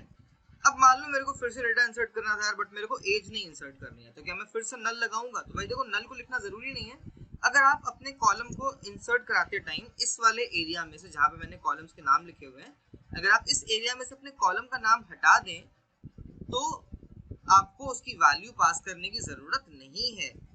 देखिए कुछ इस तरीके से, तो मैं यहाँ पे राजू के दोस्त का नाम डाल देता हूँ सैम। तो देखो भाई सैम भाई इंसर्ट हो गए, तो यहाँ पे आ गया 1 में राजू, 2 में मोहन एंड 3 में Sam. And interesting thing is that हम लोगों ने यहाँ पे कॉलम का नेम नहीं लिखा था, तो इसलिए उस कॉलम की वैल्यू हम लोगों ने इंसर्ट भी नहीं करी और इसने अपने आप ही उस चीज को हैंडल कर लिया। अब अज्यूम करिए आप मुझे सारे के सारे कॉलम्स की वैल्यूज इंसर्ट करनी है। अगर मुझे सारे के सारे कॉलम्स की वैल्यूज इंसर्ट करनी है ना, तो मेरे को इन कॉलम्स के नेम्स को टाइप करना हर बार कंपलसरी नहीं है। अगर मेरे को सारे कॉलम्स की वैल्यूज इंसर्ट करनी है तो उस केस में मैं क्या कर सकता हूँ पता है? उस केस में मैं उन कॉलम्स के नेम को हटा करके भी वैल्यूज को इंसर्शन करा सकता हूँ। तो वैसे मान लें यहाँ पे लिखा मैंने 4 और मैंने यहाँ पर लिखा संकल्प और मैंने इसकी एज डाल दी लेट्स से 20, देखो ये इंसर्ट हो गया। फिर मैंने देखो यहाँ पर एक और रिकॉर्ड डाला, मैंने यहाँ पर डाला 5 और मैंने इसका नाम डाल दिया जय और मैंने इसकी एज डाल दी 21, तो देखो ये भी इंसर्ट हो गया। फिर देखो मैंने यहाँ पर एक और रिकॉर्ड इंसर्ट कराया 6 और मान लो मैंने फिर से देखो नाम जय डाल दिया और मैंने इसकी एज डाली 22, ये भी इंसर्ट हो गया। ओके, अब चलो एक काम करते हैं, मैं यहाँ पे जरा नंबर नहीं चेंज करता हूँ और मैं यहाँ पे नाम लिख देता हूँ कि इस बंदे का नाम था हरमन, एज इसकी भी 22 थी। तो देखो यहाँ पर क्या हुआ, एरर आ गई, इसने मेरे को बोला डुप्लीकेट एंट्री कर रहे हो, तुम 6 को दोबारा से एंटर कर रहे हो। ऐसा इसने मेरे को जानते हो क्यों बोला, क्योंकि मेरे लिए ये जो पहली वैल्यू थी वो थी प्राइमरी की, क्योंकि वो थी सीरियल नंबर, राइट। तो आप सीरियल नंबर को रिपीट नहीं करा सकते हो, तो आपको उसके लिए एक नई वैल्यू चाहिए होगी। तो भाई देखो मैंने यहाँ पे डाल दिया 7, ये आ गया फटाफट से 7। Okay, got this much. तो कुछ इस तरीके से ना आप क्या कर सकते हो, अपने टेबल में रिकॉर्ड्स को इंसर्ट कर सकते हो। तो अगर अब मैं आपको टेबल दिखाऊं तो हमारी टेबल कुछ इतनी बन चुकी है। देखो हम लोगों ने 7 रिकॉर्ड्स इंसर्ट कर लिए, देखो कितने इजीली हम लोगों ने रिकॉर्ड्स इंसर्ट कर लिए, राइट। अब देखो रिकॉर्ड्स कैसे फेच कर रहे हैं हम लोग। रिकॉर्ड्स को फेच करने के लिए हम लोग कमांड लिख रहे हैं select asterisk from, and then हम लोग लिख रहे हैं टेबल का नाम। तो हम लोगों ने लिखा stu_record। अब चलो यहाँ पे थोड़ा सा खेलते हैं। मान लो मैंने बोला कि मेरे को सिर्फ नाम दिखाओ भाई, मेरे को एज नहीं जाननी है किसी की भी। तो मैंने यहाँ पर लिखा सिलेक्ट नेम फ्रॉम stu_record। तो जैसे मैं यहाँ पे कॉलम स्पेसिफाई कर दूंगा तो ये मेरे को क्या करेगा, सिर्फ उसी कॉलम की वैल्यू भेजेगा जिसका मैंने नाम यहाँ पे लिखा है। मान लो मैंने कहा मेरे को नेम और एज दिखा दे भाई, मेरे को सीरियल नंबर नहीं जानना है किसी का भी, तो मैं यहाँ पे लिखूंगा नेम कॉमा एज, तो ये मेरे को सिर्फ नेम और एज दिखाएगा। अब चलो यहाँ पर कुछ और इंटरेस्टिंग चीजों को डिस्कस करते हैं। मान लो मैंने बोला कि भाई मेरे को उन लोगों का डेटा दिखाओ जिनकी एज 20 साल की है, या फिर जिनकी एज जो है वो 22 साल से कम की है, या फिर मैंने बोला जिनकी एज 20 साल से बड़ी है। ठीक है, तो आप जब अपनी एसक्यूएल के क्वेरीज को एग्जीक्यूट कर रहे होते हैं तो आप उस टाइम पे इस तरह के कंडीशनल ऑपरेशंस भी परफॉर्म कर सकते हैं। आप इस तरीके के कुछ ऑपरेशंस भी परफॉर्म कर सकते हैं, आप वहाँ पे कुछ इस टाइप के रिलेशनल ऑपरेशंस भी परफॉर्म कर सकते हैं। ठीक है, कैसे करेंगे इन ऑपरेशंस को, चलिए इसको डिस्कस करते हैं। मान लीजिए मैंने बोला कि मेरे को रिकॉर्ड्स चाहिए बट किसी पर्टिकुलर कंडीशन के बेसिस पे। तो जब भी आपको अपनी किसी भी एसक्यूएल कमांड की सिलेक्ट क्वेरी में कंडीशन अप्लाई करनी है, उसके लिए हम लोग इस्तेमाल करते हैं वेयर कीवर्ड का। हम लोग यहाँ पर यूज करते हैं वेयर कीवर्ड का। एसक्यूएल सिंटैक्सेस के बेसिस पे सिलेक्ट क्वेरी में कॉलम नेम के बाद फ्रॉम कीवर्ड आता है, फ्रॉम कीवर्ड के बाद टेबल नेम आता है, एंड टेबल नेम के बाद आप वेयर कीवर्ड का इस्तेमाल कर सकते हो। और इसके बाद यहाँ पर आपको पास करनी होती हैं कंडीशंस। अगर आपके पास एक से ज्यादा कंडीशंस हैं तो आप इन कंडीशंस को एंड और कीवर्ड के थ्रू सेपरेट करके भी लगा सकते हो, depending upon your questions need. तो जैसे मैंने यहाँ पे लिखा वेयर और फिर मैंने बोला एज इक्वल्स टू 20। अच्छा याद रखिएगा, अदर प्रोग्रामिंग लैंग्वेजेस में वैल्यूज को कंपेयर करने के लिए हम लोग डबल इक्वल्स टू का यूज करते हैं, बट एसक्यूएल के केस में वैल्यूज को कंपेयर करने के लिए हम लोग इस्तेमाल करते हैं सिंगल इक्वल्स टू का। तो भाई यहाँ पे डबल इक्वल्स टू नहीं चलेगा। ओके, तो देखो जैसे मैंने बोला कि where age is equals to 20, इसने मेरे को फटाफट से बता दिया कि हाँ भाई ये दो लोग हैं जिनकी एज 20 है। फिर देखो मैंने इसको बोला कि where age is more than 20, तो मेरे को बता दिया भाई इन लोगों की देखो एज क्या है, मोर देन 20 है। फिर मैंने बोला कि मेरे को भाई वो लोग बता दे जिनकी एज 22 से क्या है, कम है। तो देखो उसने मेरे को ये लोग बता दिया। अच्छा आपने एक चीज नोटिस करी खास, जो मेरे पास एक्चुअल डेटा था उसमें दो लोग ऐसे थे जो नल भी थे, बट वो नल वाले रिकॉर्ड्स ना इन किसी भी केसेस में नहीं आए। ओके, वो इन किसी भी केसेस में इसलिए नहीं आए क्योंकि जो नल है उसको आप इक्वेट नहीं कर सकते हो, उसको आप कंपेयर नहीं कर सकते हो इंटीजर या फिर स्ट्रिंग वैल्यूज के साथ। ठीक है, अब मान लीजिए आपको वो रिकॉर्ड्स चाहिए जो नल हो, तो आप उसको कैसे करोगे, उसके लिए आप एक स्पेशल कीवर्ड इस्तेमाल करोगे, इज कीवर्ड। तो आप लिखोगे where age is null. Okay, let's see how this will work.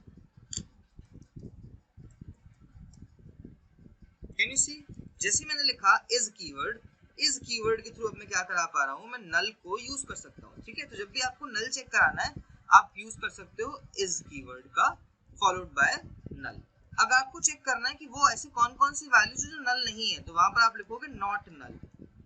तो अगर मैंने लिखा where age is not null, तो ये मेरे को क्या रिटर्न करेगा, ये मेरे को अपने डेटा सेट में से वो वैल्यूज रिटर्न करेगा जहां पर नल वैल्यूज नहीं है। तो देखते हैं चलिए,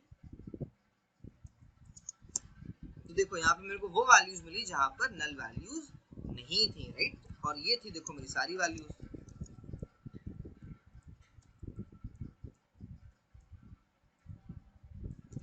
फाइन, तो ये थे हमारे कुछ बेसिक ऑपरेशंस।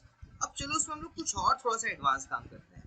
मान लो मैंने बोला कि भाई एक काम कर, मेरे को ना उन लोगों के डिटेल्स शो कर जिनका सीरियल नंबर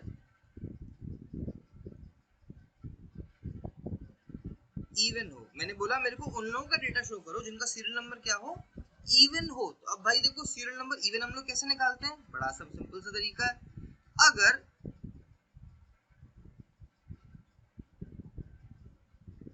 इस वाली वैल्यू को तुम 2 से डिवाइड कर रहे हो, ठीक है, और तुम्हें रिमाइंडर नहीं मिल रहा है, इट मींस वो इवन है, राइट। चलो चेक करते हैं इसको हम लोग एसक्यूएल में कैसे करेंगे। एसक्यूएल में हम लोग इवन वाला केस कैसे चेक करेंगे, ओके। तो मैं यहाँ पर लिखूंगा select asterisk from, oh shit, अच्छा मैंने गलत चीज सिलेक्ट करी थी। मैंने यहाँ पर लिखा select asterisk from stu underscore record, ठीक है, मैंने यहाँ पे लिखा stu अंडरस्कोर रिकॉर्ड, और फिर मेरे पास एक फंक्शन है मॉड नाम का, और मैंने इस मॉड फंक्शन का इस्तेमाल करा और मैंने बोला where mod sno, 2 is equals to 0। अच्छा ठीक है, इसका कहने का मतलब क्या है, ये कह रहा है कि माई एसक्यूएल सर्वर में आप मॉड का इस्तेमाल नहीं कर सकते। पक्का यही एरर है या कुछ और एरर है? फटाफट से मेरे को कमेंट में बताओ जिन लोगों को एरर मिल गई। यहाँ पे एरर क्या है? एरर इज मैंने यहाँ पे वेयर कीवर्ड का इस्तेमाल नहीं करा था दोस्तों। तो देखो जैसे ही मैंने वेयर कीवर्ड का इस्तेमाल करा तो मेरे को फटाफट से रिजल्ट मिल गया, राइट। तो जब भी आपको एसक्यूएल में रिमाइंडर चेक कराना है वहां पर आप एसक्यूएल का मॉड फंक्शन इस्तेमाल करते हो, ओके। आपको उस मॉड फंक्शन के अंदर में कॉलम और इधर वो वैल्यू पास करनी है जिससे आपको डिवाइड करना है, ओके। अब मान लो मैंने कहा कि भाई एक काम कर, मेरे को सारे डेटा की ना एवरेज एज चाहिए, तो मैंने बोला सिलेक्ट सम एज। पहले मैं देखो ऐसे लगाता हूँ, select sum age from stu underscore record. तो देखते हैं क्या होता है। इसने क्या करा, देखो मेरे को सारी एजेस का सम निकाल के दे दिया, ठीक है। अब मान लो मैंने यहाँ पे लिखा सेलेक्ट काउंट एज, इसने मेरे को बता दिया 5 एजेस हैं। अब देखो आप, मेरे पास रिकॉर्ड्स तो टोटल 7 हैं, बट उन 7 रिकॉर्ड्स में से 2 तो नल थे ना। जब मैंने इसको बोला काउंट एज, तो काउंट फंक्शन क्या करेगा, हमें नॉन नल वैल्यूज काउंट करके दे देगा, ठीक है। अब मान लो मैंने इसको बोला एवीजी, मैं भूल गया हूँ, एवीजी। जैसे देखो मैंने इसको एवीजी बोला तो एवीजी ने मेरे को क्या करा, जो नॉन नल वैल्यूज थी ना उन्हीं का एवरेज निकाल करके दिया। बट अगर मैं यहीं पर एवीजी की जगह पे एसएनओ कर दूंगा तो ये क्या करेगा जानते हो, ये सारी वैल्यूज को काउंट भी करेगा और सारी वैल्यूज का एवरेज भी निकालेगा, ठीक है। तो हमारे पास एसक्यूएल में ना कुछ मैथमेटिकल फंक्शंस अवेलेबल हैं, जैसे कि एवीजी जिसके थ्रू आप एवरेज निकाल सकते हो, then we have sum function जिसके थ्रू आप सम निकाल सकते हो, then we have count function जिसके थ्रू आप निकाल सकते हो काउंट कि कोई पर्टिकुलर वैल्यू कितनी बार रिपीट हो रही है, okay. Then we have mod function जिसके थ्रू आप किसी पर्टिकुलर वैल्यू का रिमाइंडर कैलकुलेट कर सकते हो, and so on we have some more functions, okay. ये हमारे पास कुछ मैथमेटिकल फंक्शंस हैं। अब हमारे पास कुछ ना और फंक्शंस भी हैं जो मैं आपको दिखाना चाहूंगा। अब मान लो मैंने क्या करा, मैंने यहाँ पर नेम्स इनपुट करा है। मैंने बोला सिलेक्ट मैंने बोला select name from stu underscore records. तो क्या करा, इसने सारे के सारे नाम प्रिंट कर दिए, बट मैंने कहा भाई मेरे को नाम जो चाहिए वो मेरे को अपर केस में चाहिए, मेरे को ऐसे नहीं चाहिए उल्टे सीधे तरीके से नाम। उसके लिए हमारे पास एक अपर फंक्शन अवेलेबल है जो क्या करेगा, मेरे नेम्स को अपर केस में कन्वर्ट कर देगा। अगर मुझे नेम्स को लोअर केस में चाहिए तो मैं यहाँ पे लोअर का यूज कर सकता हूँ, ठीक है। तो हमारे पास स्ट्रिंग के केस में अपर और लोअर फंक्शन भी है जिनका हम लोग इस्तेमाल कर सकते हैं। इसी तरीके से हमारे पास और स्ट्रिंग ऑपरेशन करने के लिए कॉन्कैट फंक्शन भी है, ठीक है। और लेंथ फंक्शंस भी हैं जिनके थ्रू हम लोग अपनी स्ट्रिंग की लेंथ निकाल सकते हैं, और भी ऐसे बहुत सारी चीज़ें हैं जिनको हम लोग यहाँ पर परफॉर्म कर सकते हैं, जिनको मैं आपको अपनी एडवांस वाली वीडियो में, जो कि कुछ अगली वीडियो आएगी नेक्स्ट वीक या उसके बाद, उसमें मैं आपको बताऊंगा उन एडवांस फंक्शंस के बारे में।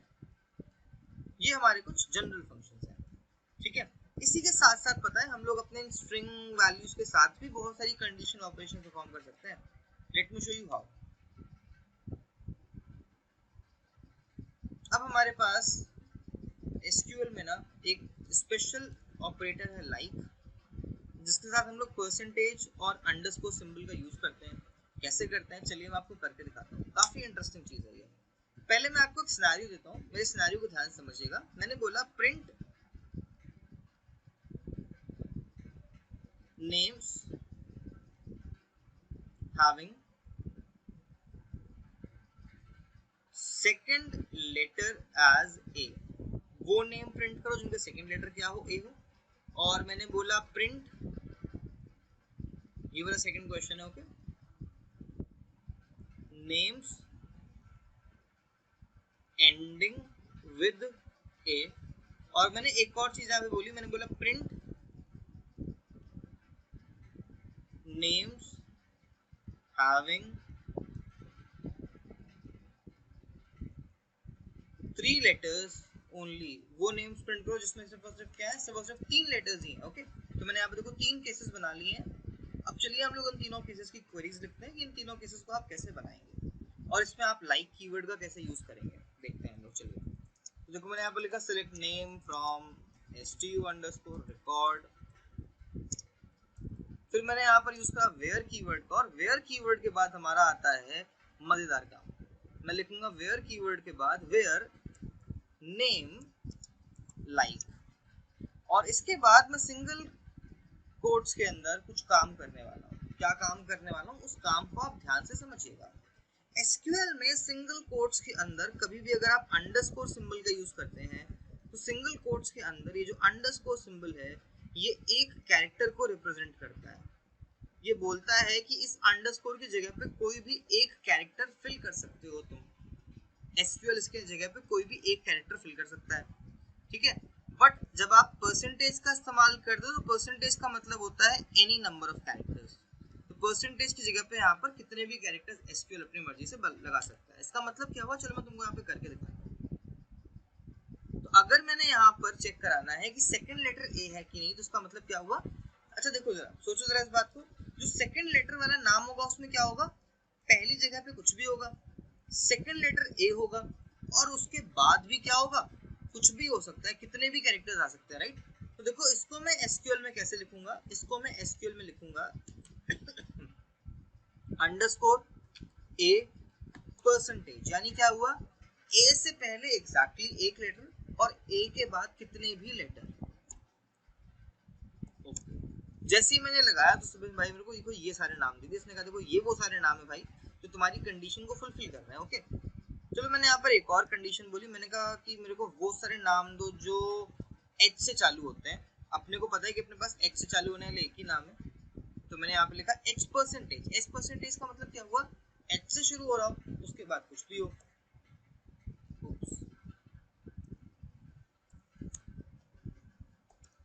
तो देखो मेरे पास एक ही नाम आया, ओके। अब मान लो मैंने बोला कि मेरे को वो सारे नाम दो जो क्या हो रहा हो, लेटर एस से शुरू हो रहे हो और लेटर पी से एंड हो रहे हो, तो मैंने लिखा एस परसेंटेज पी, तो मेरे पास एक ही नाम एग्जैक्टली आया, ओके। अब मान लो मैंने बोला कि मेरे को नेम्स चाहिए 3 लेटर वाले, तो देखो कैसे करेंगे हम लोग अंडरस्कोर अंडरस्कोर अंडरस्कोर को 3 बार लगा देंगे, तो मेरे पास आ जाएंगे 3 लेटर वाले नाम। या फिर पता है हम लोग यहाँ पर एक और इंटरेस्टिंग चीज कर सकते हैं, देखो हम लोग यहाँ पर क्या कर सकते हैं, हम लोग यहाँ पर इस्तेमाल कर सकते हैं लेंथ फंक्शन का, और हम लोग बोल सकते हैं length of name is equals to 3। तो उस केस में भी देखो हमें मिल जाएगा एग्जैक्टली 3 लेटर वाले बच्चों के नाम, ओके। अब हमारा फर्स्ट क्वेश्चन हो गया, राइट। हमारा थर्ड क्वेश्चन हो गया, हमारा सेकंड क्वेश्चन बचा हुआ है, that is print names ending with A. तो मैं यहाँ पर लिखूंगा where name like percentage A. इसने बोला ऐसा कोई भी नाम नहीं है जो आपका नेम एंड हो रहा हो ए से, तो ये लोग तो बिल्कुल सही बोल रहा है, राइट। अच्छा अगर मुझे वाई वाले एंड प्रिंट करने हैं तो मैंने वाई डाल दिया, तो देखो मेरे पास यहाँ पे 2 बारी जय के नेम आ गए। अच्छा एक और चीज है, तुम लोगों ने नोटिस करी यहाँ पे जय 2 बार लिख कर क्या रहे हैं ना। अब मान लो मैं चाहता हूँ कि जब भी मुझे रिकॉर्ड्स मिले वो हमेशा यूनिक मिले, तो उसके लिए हमारे पास एक कीवर्ड है डिस्टिंक्ट कीवर्ड। अगर आप इस डिस्टिंक्ट कीवर्ड को किसी भी कॉलम के पहले लगा देते हो तो क्या होता है, एसक्यूएल उस कॉलम के रिस्पेक्ट में वैल्यूज को रिपीट होने नहीं देता है। और हमेशा याद रखिएगा डिस्टिंक्ट कॉलम वाला कीवर्ड, जो कीवर्ड वाला जो कॉलम होगा उसी को लाइक आपको क्वेरी लिखते टाइम हमेशा उसी कॉलम से अपनी क्वेरी की स्टार्टिंग करनी पड़ेगी। ओके, अच्छा मान लो मैंने ऐसे लिख दिया तो क्या होगा देखते हैं। ठीक है, जब मैंने लिखा डिस्टिंक्ट नेम कॉमा एज तो इसने क्या करा, इसने मेरे को तब दोनों दिए, क्योंकि अब जो मेरे पास रिकॉर्ड आ रहे हैं उनमें एज अलग अलग है लेकिन नेम सेम थी, तो यहाँ पर डिस्टिंक्ट नहीं अप्लाई हो सकता है। ओके, डिस्टिंक्ट तभी अप्लाई होगा जब आप जिस प्रॉपर्टी की बात कर रहे हो वो प्रॉपर्ली यूनिकली काम कर रही हो। ठीक है, तो ये थी हमारी कुछ डीक्यूएल क्वेरीज, ये थी हमारी कुछ डीक्यूएल क्वेरीज जहाँ पे हमने देखा किस तरह से हम लोग कुछ सिंपल ऑपरेशंस परफॉर्म कर सकते हैं, मैथमेटिकल और अरिथमेटिकल। ओके, अब हम लोग चलिए काम करते हैं, अपने टेबल में ना एक कॉलम ऐड करते हैं फटाफट से। तो मैंने यहाँ पर लिखा alter table add, sorry alter table stu_record add column, और मैंने बोल दिया कि सैलरी, और मैंने इसको टाइप दे दिया इंट। देखो मेरी टेबल में कॉलम ऐड हो गया, और अब मैंने बोला सिलेक्ट एस्टेरिस्क फ्रॉम stu_record, तो देखो सैलरी का कॉलम आ गया, बट यहाँ पर क्या है सबकी वैल्यूज डालें। ठीक है, अब देखो जब आपने टेबल बना ली और टेबल बनाने के बाद आपको टेबल में आपने वैल्यूज फिल करनी, अब वैल्यूज फिल करने के बाद आपको क्या करना है, आपको किसी पर्टिकुलर वैल्यू को मॉडिफाई करना है या फिर आपको मल्टीपल वैल्यूज को मॉडिफाई करना है, तो आप वहां पर इस्तेमाल करते हो अपडेट क्वेरी का। ओके, अपडेट क्वेरी क्या है, अपडेट क्वेरी हमारी डीएमएल कमांड्स की सेकंड क्वेरी है। ओके, वहां पर आप इस्तेमाल करते हो अपडेट क्वेरी का। अपडेट क्वेरी का इस्तेमाल आप कैसे करेंगे, चलिए मैं आपको फटाफट से करके दिखाता हूँ। अपडेट क्वेरी के केस में आप सिंपली लिखेंगे अपडेट, फिर आप लिखेंगे टेबल का नेम, ठीक है, एंड उसके बाद आपको पास कराना है जो भी अपडेट आपको कर रहा है, जैसे कि मुझे सैलरी करनी है लेट्स से 20,000 रुपीज। ओके, तो मैं यहाँ पर लिखूंगा update stu_record set salary equals to 2000। क्या हुआ, इसने बोला क्वेरी चल गई भाई तेरी, लेकिन 7 रिकॉर्ड्स मॉडिफाई हो गए, तो देखो क्या हुआ, सबकी सैलरी कितनी हो गई, 20,000 हो गई, राइट। अब मान लो मुझे इस चीज को करने के बाद एक और चीज याद आई कि यार भाई 2 लोगों की तो एज ही नहीं मैंने डाली है, मेरे को उनकी एज डालनी है, तो मैं क्या करूंगा, देखो जरा गौर से, अगर सोचो मैंने यहाँ पर चला दी क्वेरी कि सेट एज इक्वल्स टू 20, तो क्या होगा, सबकी एज 20 हो जाएगी, बट क्या मुझे सबकी एज 20 करनी है, नहीं करनी है, राइट। तो मैं क्या करूंगा, ध्यान से देखना आप लोग बिल्कुल, मैं आप लिखूंगा set age equals to, let's say जो मोहन था वो 18 साल का था, तो मैंने बोला कि set age equals to 18 where serial number, Mohan का सीरियल नंबर कितना है 2, मैंने बोला वेयर सीरियल नंबर इज 2, तो देखो क्या हुआ, एक कॉलम मॉडिफाई हो गया और मोहन की एज हो गई 18। सिमिलरली मान लो भाई मेरे को सोहन की भी चेक करनी थी, तो मैंने यहाँ पे डाल दिया वेयर कॉलम नंबर 3, और मैंने यहाँ पे बोल दिया कि इसकी भाई एज है 40 इयर्स, 40 इयर्स हो गई इसकी एज, सैम का, सॉरी हमारा सैम भाई होता है 40 साल का। ठीक है, तो कुछ इस तरह से आप यहाँ पे अपडेट ऑपरेशंस को परफॉर्म कर सकते हैं। मान लीजिए मुझे सडनली रियलाइज हुआ कि भाई मैंने मोहन का नाम जो लिखा हुआ है ना, मैंने लिखा हुआ है कैपिटल ओ के साथ में, मुझे मोहन का नाम करना है पूरा का पूरा स्मॉल केस में, तो देखो हम लोग कैसे करेंगे इसको, हम लोग लिखेंगे update column set name equals to lower name, lower function क्या करेगा, लोअर केस में कर देगा, और मैंने बोल दिया वेयर SNO इक्वल्स टू 2, चला दिया, देख भाई इसको, मोहन का नाम क्या हुआ, पूरा का पूरा स्मॉल केस में हो गया, राइट। तो आप कुछ इस तरीके से अपने रिकॉर्ड्स को मॉडिफाई कर सकते हो। अब चलो मेरे को एक और चीज याद आई सडनली, मेरे से बोला गया कि एक काम करो, उन सारे एम्प्लॉइज जिनकी एज, मेरी बात को बिल्कुल ध्यान समझना, काफी इंपॉर्टेंट क्वेश्चन है, मैंने बोला if age is more than 30 increase salary by 250%। क्या करो, जिसकी जिसकी एज क्या हो 30 से ज्यादा, उसकी सैलरी क्या करो 250% बढ़ा दो। देखो क्या करेंगे हम लोग लिखेंगे update table name set salary equals to salary का क्या करना है हम लोगों को 250% बढ़ाना है। तो मैंने लिखा सैलरी इंटू 250 डिवाइडेड बाय 100। किसका किसका बढ़ाना है, जिसकी जिसकी एज क्या हो 30 से ज्यादा हो। तो मैंने बोला where age is more than 30। इसने बोला भाई एक कॉलम चेंज हो गया। तो देखो क्या हुआ, सैम की एज क्या थी 30 से ज्यादा थी, तो क्या हुआ देखो इसका वैल्यू मॉडिफाई हो गया, राइट। अब मान लो मैंने सिमिलरली बोल दिया कि जिनकी जिनकी जो एज है ना वो 21 से लेस है, उनकी सैलरी में -500 कर दो। उनकी सैलरी में क्या करो 500 रुपए कम कर दो भाई। तो मैंने यहाँ पर लिखा where age is less than 21 तो सैलरी इक्वल्स टू सैलरी -500।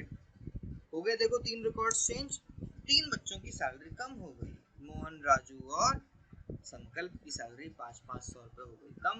तो देखो कुछ इस तरीके से हम लोग अपडेट ऑपरेशन को परफॉर्म कर सकते हैं। ओके, अब मान लो एक और काम याद आया मेरे दिमाग में। मुझसे किसी ने बोला कि भाई ना ये जो दूसरा वाला जय है 22 साल का, इसको टेबल से हटा दो। कैसे करेंगे, चलो देखते हैं हम लोग इसका। अगर आपको किसी एग्जिस्टिंग रिकॉर्ड को अपने टेबल से रिमूव करना है तो उसके लिए हम लोग इस्तेमाल करते हैं डिलीट क्वेरी का। और जो डिलीट क्वेरी है ये आपकी डीएमएल कमांड्स की थर्ड टाइप की क्वेरी है। ओके, कैसे इस्तेमाल करना है लेट मी शो यू। आप सिंपली लिखोगे डिलीट, डिलीट के बाद आप क्या लिखोगे ध्यान से देखिएगा, आप लिखोगे delete from table name where, फिर आपको पास करानी पड़ेगी कंडीशन। तो मैंने लिखा वेयर SNO इक्वल्स टू 6। ये जो टेबल था इसमें से ये वाला रिकॉर्ड रिमूव हो गया। गौर से देखो दूसरा वाला जय गायब हो गया हमारी टेबल से, राइट। तो हमारी टेबल में कितने रिकॉर्ड्स हैं, कुल 7 रिकॉर्ड्स अवेलेबल हैं। ठीक है, ये थी हमारी स्टूडेंट रिकॉर्ड्स वाली टेबल। अब चलो मैं यहाँ पर एक और टेबल बनाता हूँ तुम लोगों को चीज़ें और इंटरेस्टिंग दिखाने के लिए। तो मैंने यहाँ पे एक और टेबल बनाई, मैंने बोला क्रिएट टेबल stu_ डिटेल्स, और मैंने यहाँ पे डलवाई स्टूडेंट का क्या क्या एंटर करवाया मैंने इनका एंटर कराया आईडी, मैंने इनका एंटर कराया आधार, मैंने इनका एंटर कराया सीरियल नंबर, मैंने इनका एंटर कराया नेम, और मैंने इनका एंटर कराया एड्रेस। ओके, देखो मैंने कितनी सारी चीज़ें एंटर करा दी। फिर मैंने इनका एड्रेस एंटर करा दिया, ईमेल भी, और फिर देखो मैंने इनसे बोला कि भाई मेरे को चाहिए मोबाइल भी। अभी देखो अभी जो मेरी क्वेरी है वो शिट मैंने गलती से रेज मार दी गाइस, बहुत बड़ी गलती कर दी मैंने। तो बात नहीं, मैं अपनी क्वेरी को लिखता हूँ इस वाली नोट्स के अंदर। चलो फटाफट से लिखता हूँ यहाँ पे। ओके, तो इस बार रिमूव नहीं हुआ कुछ भी। तो मैंने यहाँ पे लिखा क्रिएट टेबल stu_ डिटेल्स, और मैंने यहाँ पर लिखा सबसे पहले आईडी जो मेरे को चाहिए था इंटीजर टाइप का, और ये रहेगा मेरी टेबल का प्राइमरी की। फिर मैंने लिखा आधार, ये भी रहेगा इंटीजर टाइप का, और ये रहेगा यूनिक, और ये रहेगा नॉट नल। फिर मेरे को चाहिए था ईमेल, ये था varchar टाइप का। ठीक है, और इसके साथ कंडीशन थी कि मैंने बोल दिया इसका भाई साइज 100 रख लो तुम। फिर मेरे को चाहिए था मोबाइल, इसको भी मैं देखो मैंने varchar टाइप का ले लिया, या चलो इसको हम लोग इंटीजर टाइप का ले लेते हैं। फिर मैंने ले लिया सिटी कि भाई कहाँ रहते हो तुम, इसको मैंने ले लिया varchar टाइप का। ठीक है,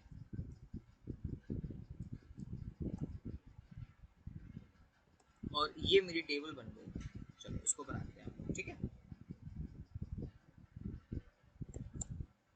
एक देखो मैंने टेबल बनाई जस्ट अभी अभी, ये मैं तुम लोगों को दिखाता हूँ। Select asterisk from stu_ details करा के। करंटली देखिए हमारी टेबल खाली है।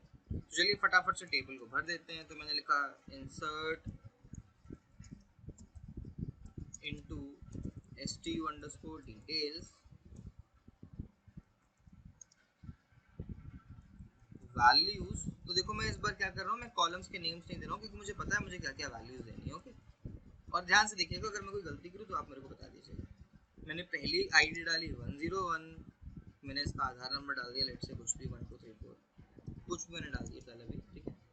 फिर मैंने इसका ईमेल डाल दिया सिंगल कोट्स में, याद रखना abc@gmail.com। फिर मैंने क्या करा, मैंने इसका मोबाइल नंबर डाल दिया ऐसे कुछ भी फिलहाल, और फिर मैंने इसकी सिटी में डाल दिया लेट से सिंगल कोट्स में कानपुर। ठीक है, यहाँ पे एक एरर आ गई गाइस, छोटी सी एरर आ गई, कुछ क्या एरर आ गई गौर से देखो जरा। मेरा आईडी है, आधार नंबर है, ईमेल है, then something is missing. Okay, you can see that mistakenly I missed a comma. तो यहाँ पे मैंने कॉमा मिस कर दिया है, मैं उस कॉमा को लगा देता हूँ। अब देखो इंसर्ट हो गया डेटा, राइट। चलो अब मैं काम करता हूँ, मैं इस वाली क्वेरी को यहाँ से करता हूँ ऐसे करके कॉपी, पता नहीं कॉपी हुआ कि नहीं हुआ गाइस। और अब मैं आता हूँ यहाँ पर, वो कॉपी हो गया था ये, ठीक है। देखो मैं इसको ऐसे करके पोस्ट करता हूँ।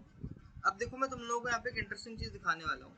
एसक्यूएल कहता है अगर तुमको मल्टीपल रिकॉर्ड्स इंसर्ट करने हैं तो जरूरी नहीं है कि तुम बार बार इंसर्ट क्वेरी लिखो, तुम अपनी इंसर्ट क्वेरी को एक ही बार लिखो, बट जो तुम डबल पास कर रहे हो वैल्यूज वाली, तुम इनको मल्टीपल बना दो। जितने रिकॉर्ड्स हैं उतनी वैल्यूज पास कर दो। देखो मैंने फटाफट से क्या करा, मैंने ये करा,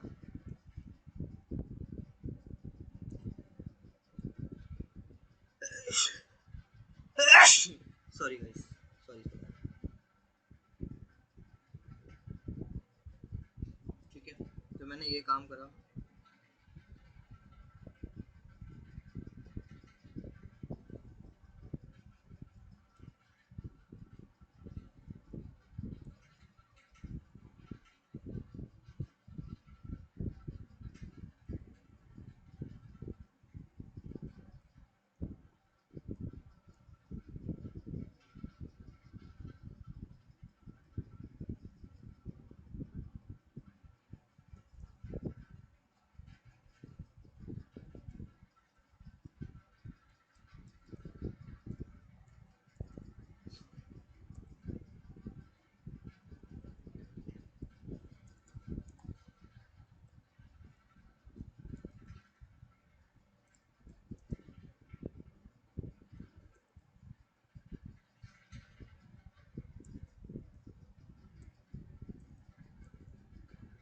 ठीक है, तो मैंने कुछ इस तरीके से रिकॉर्ड्स डाले, फिर मैंने इसको करा कॉपी, और अब मैं आता हूँ यहाँ पे, मैंने करा पेस्ट, और मैंने बोला एंटर। कुछ बहुत सारी एरर्स आ गई दोस्तों।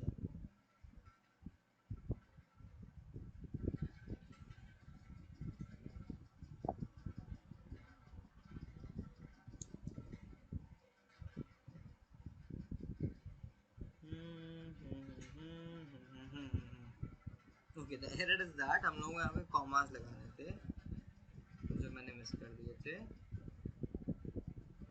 चलो फिर पेस्ट करते हैं।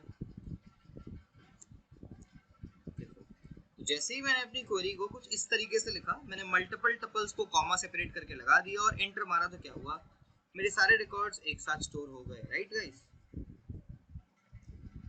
मेरे देखो सॉरी टेबल में टोटल 5 रिकॉर्ड्स आ गए हैं, बट मेरे से ना यहाँ पे गलती हो गई थी कि मेरे को इसमें एक और कॉलम बनाना था SNO वाला, जो मैंने नहीं बनाया, मैं भूल गया था गलती से, राइट।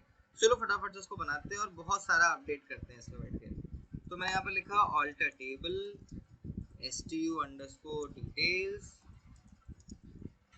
add column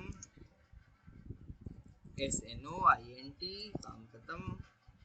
ये देखो मेरा कॉलम ऐड हो गया। अब मैंने बोला अपडेट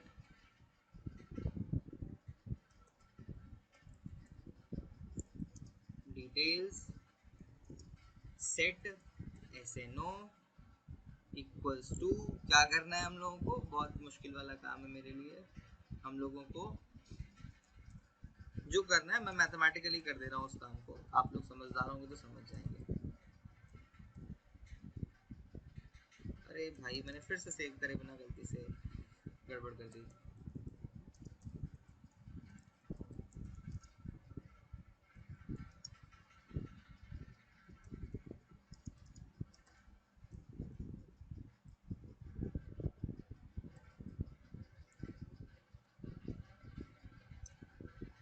मैंने कुछ तो कर दिया और ये लो सारे SNOs आ गए यहाँ पे, ठीक है। अब मैं तुमको कुछ इंटरेस्टिंग चीजें पूछना चाहता हूँ तुमसे। मेरे पास दो टेबल्स हैं, ठीक है। इस वाले टेबल में देखो मेरे पास 5 बच्चों का डेटा है, 6 बच्चों का डेटा है रिकॉर्ड वाले टेबल में, और डिटेल वाले टेबल में देखो मेरे पास क्या है, उन्हीं 6 लोगों की कुछ और इन्फॉर्मेशन है। अब मैं चाहता हूँ कि इन दोनों टेबल्स का डेटा क्या हो, आपस में मर्ज होकर के आए।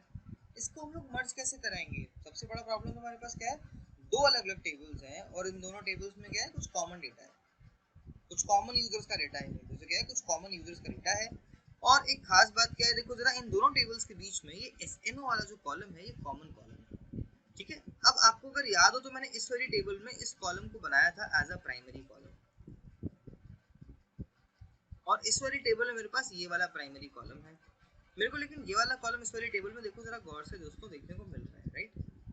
तो मैं क्या कर सकता हूँ, मैं इस कॉमन कॉलम की मदद से अपनी इन दोनों टेबल्स को ज्वाइन करवा सकता हूँ। मैं क्या करवा सकता हूँ, अपनी इन दोनों टेबल्स को ज्वाइन करवा सकता हूँ। ज्वाइन कराने का मतलब क्या हुआ, मैं इन दोनों टेबल्स को कुछ इस तरीके से यूनिकली मर्ज करूंगा कि मुझे सिर्फ और सिर्फ कॉमन डेटा सेट्स ही देखने को मिलेंगे, राइट। इसके लिए हमारे पास अभी सिर्फ दो तरीके के ज्वाइंस हैं बेसिक एसक्यूएल में पढ़ने के लिए। हम लोग उसमें पढ़ेंगे नेचुरल ज्वाइन और फिर हम लोग पढ़ेंगे इक्वी ज्वाइन। ओके, हम लोग ये दो टाइप्स के अभी ज्वाइंस देखेंगे, तो चलिए फटाफट से देखते हैं इन दोनों टाइप्स के ज्वाइंस को बिना अपना टाइम वेस्ट करे हुए। अच्छा, इन दोनों ज्वाइंस से पहले एक और मैं आपको खास चीज दिखाऊंगा, उसको हम लोग कहते हैं कार्टेशियन प्रोडक्ट। अगर मैंने स्पेलिंग गलत लिखी है, जो कि मैंने गलत लिखी है, मैं आपको पहले बताता हूँ, तो तुम लोग फटाफट से जाओ और इस वाली वर्ड के करेक्ट स्पेलिंग को नीचे बताओ मेरे को कमेंट बॉक्स में, इसकी करेक्ट स्पेलिंग क्या होती है और इसका काम क्या होता है कार्टेशियन प्रोडक्ट का, ठीक है। जो बच्चे मैथ्स वाले हैं, जिन्होंने मैथ्स पढ़ी है और जिन्होंने मैथ्स में सेट पढ़ा हुआ है क्लास 10th 11th 12th में, उनको पता होगा कार्टेशियन प्रोडक्ट क्या होता है। देखो कार्टेशियन प्रोडक्ट क्या होता है, तो मैंने देखो यहाँ पर लिखा select asterisk from stu underscore record comma stu underscore details, right. ये क्या हुआ, ये भाई कुछ खास हो गया, कुछ अलग हो गया, right. This is called as Cartesian product. Cartesian product में क्या हुआ, मेरे इस वाली टेबल की 5 रोज, इस वाली टेबल की 6 रोज आपस में क्या हो गई, मल्टीप्लाई हो गई। मल्टीप्लाई कैसे हुई, जिस टेबल का नाम मैंने पहले लिखा था उस टेबल की एक रो इस टेबल की 5 रोज के साथ में मिल करके 5 नई रोज बनाएंगी, कुछ इस तरीके से, ठीक है। फिर क्या हुआ, दूसरी रो इसकी 5 रोज से मिल करके देखो अलग 5 रो बना रही है, राइट। तो कुछ इस तरह से यहाँ पर क्या हो रहा है, आप कर रहे हैं अपने दोनों टेबल्स को कार्टेशियन प्रोडक्ट, ठीक है। बट क्या हो अगर मैं यहाँ पर कॉमा की जगह पे कीवर्ड लिखूं नेचुरल, सॉरी ज्वाइन, तो क्या हुआ, ब्रावो, बिना कुछ लिखे काम हो गया दोस्तों। अगर तुम नोटिस करोगे, जैसे ही मैंने यहाँ पर एक कीवर्ड लगाया नेचुरल ज्वाइन, और जैसे ही मैंने नेचुरल ज्वाइन लगाया, इसने क्या करा, देखो मेरे दोनों टेबल्स को मर्ज कर दिया। पहले मेरे को डेटा दिखाई दे रहा है STU रिकॉर्ड वाला, फिर मेरे को डेटा दिखाई दे रहा है STU डिटेल्स वाला, लेकिन खास बात क्या थी, इसमें वो जो मेरे पास कॉमन वाला कॉलम था ना SNO, वो एक ही बार आ रहा है, right. This is happening because of natural join. Natural join works when we have two columns having a column common with same name।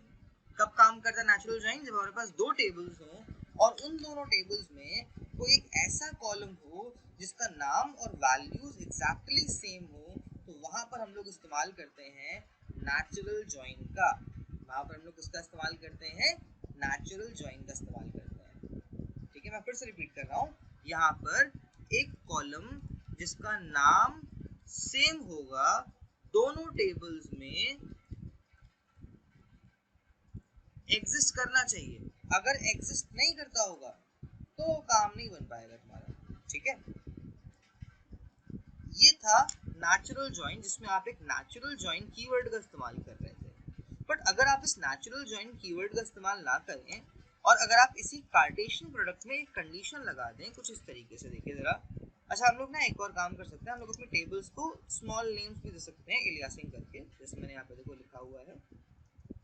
मैंने बोला कि एसटीयू रिकॉर्ड को बोलो ए, एसटीयू डिटेल्स को बोलो बी, और मेरे को पता है दोनों ही टेबल्स में कॉलम है एसएनओ वाला, तो मैंने बोला जहां पर पहली वाली टेबल का एसएनओ बराबर हो दूसरी वाली टेबल के, सिर्फ उन्हीं उनको क्या करो, कार्टेशियन प्रोडक्ट निकालो। ठीक है, तो this is called as equi join. जब आप कार्टेशियन प्रोडक्ट में इक्वालिटी की कंडीशन लगा करके अपने टेबल को ज्वाइन कराते हो, उसे हम लोग यहाँ पर यूज करते हैं, रेफर करते हैं एज इक्वी जॉइन। ओके, ये एक तरीका है इक्वी जॉइन का, ये बहुत अच्छा तरीका नहीं है बट हाँ ये एक तरीका है। तो हम लोगों ने अभी दो टाइप के जॉइंस देखे, एक हम लोगों ने देखा नेचुरल जॉइन और एक हमने देखा इक्वी जॉइन, और उससे पहले हमने देखा था कार्टेशियन प्रोडक्ट। राइट गाइस, तो आज की क्लास में ना हम लोगों ने बहुत सारी बेसिक एंड इंटरेस्टिंग चीजों को डिस्कस करा MySQL की। अब जो बची कुची बहुत सारी चीजें हैं वो इन नोट्स में अवेलेबल हैं, और ये मैं नोट्स आपको, इन नोट्स की लिंक मैं आपको नीचे शेयर कर दूंगा। आप उस लिंक से जाकर के नोट्स को डाउनलोड करके अच्छे से पढ़ सकते हैं। जो भी प्रॉब्लम्स हो आप कमेंट बॉक्स में लिखिएगा, ताकि हम लोग अपनी नेक्स्ट अपकमिंग वीडियोस में उन चीज़ों को कवर कर सकें। इसके बाद जो हम लोग अपनी नेक्स्ट वीडियो देखेंगे ना, उस नेक्स्ट वीडियो में हम लोग पाइथन के साथ में MySQL को कनेक्ट कर देंगे। हम लोग वहाँ पे पाइथन और MySQL को कनेक्ट करके कुछ ऑपरेशंस परफॉर्म करेंगे, जिसमें मैं अपनी इन्हीं टेबल्स का इस्तेमाल करने वाला हूँ जो मैंने आप लोगों के सामने आज बताई। तो आई होप आज का वीडियो आप लोगों को बहुत अच्छा लगा होगा। अगर वीडियो अच्छा लगा हो तो भाई वीडियो को लाइक ज़रूर करना। Thank you so much.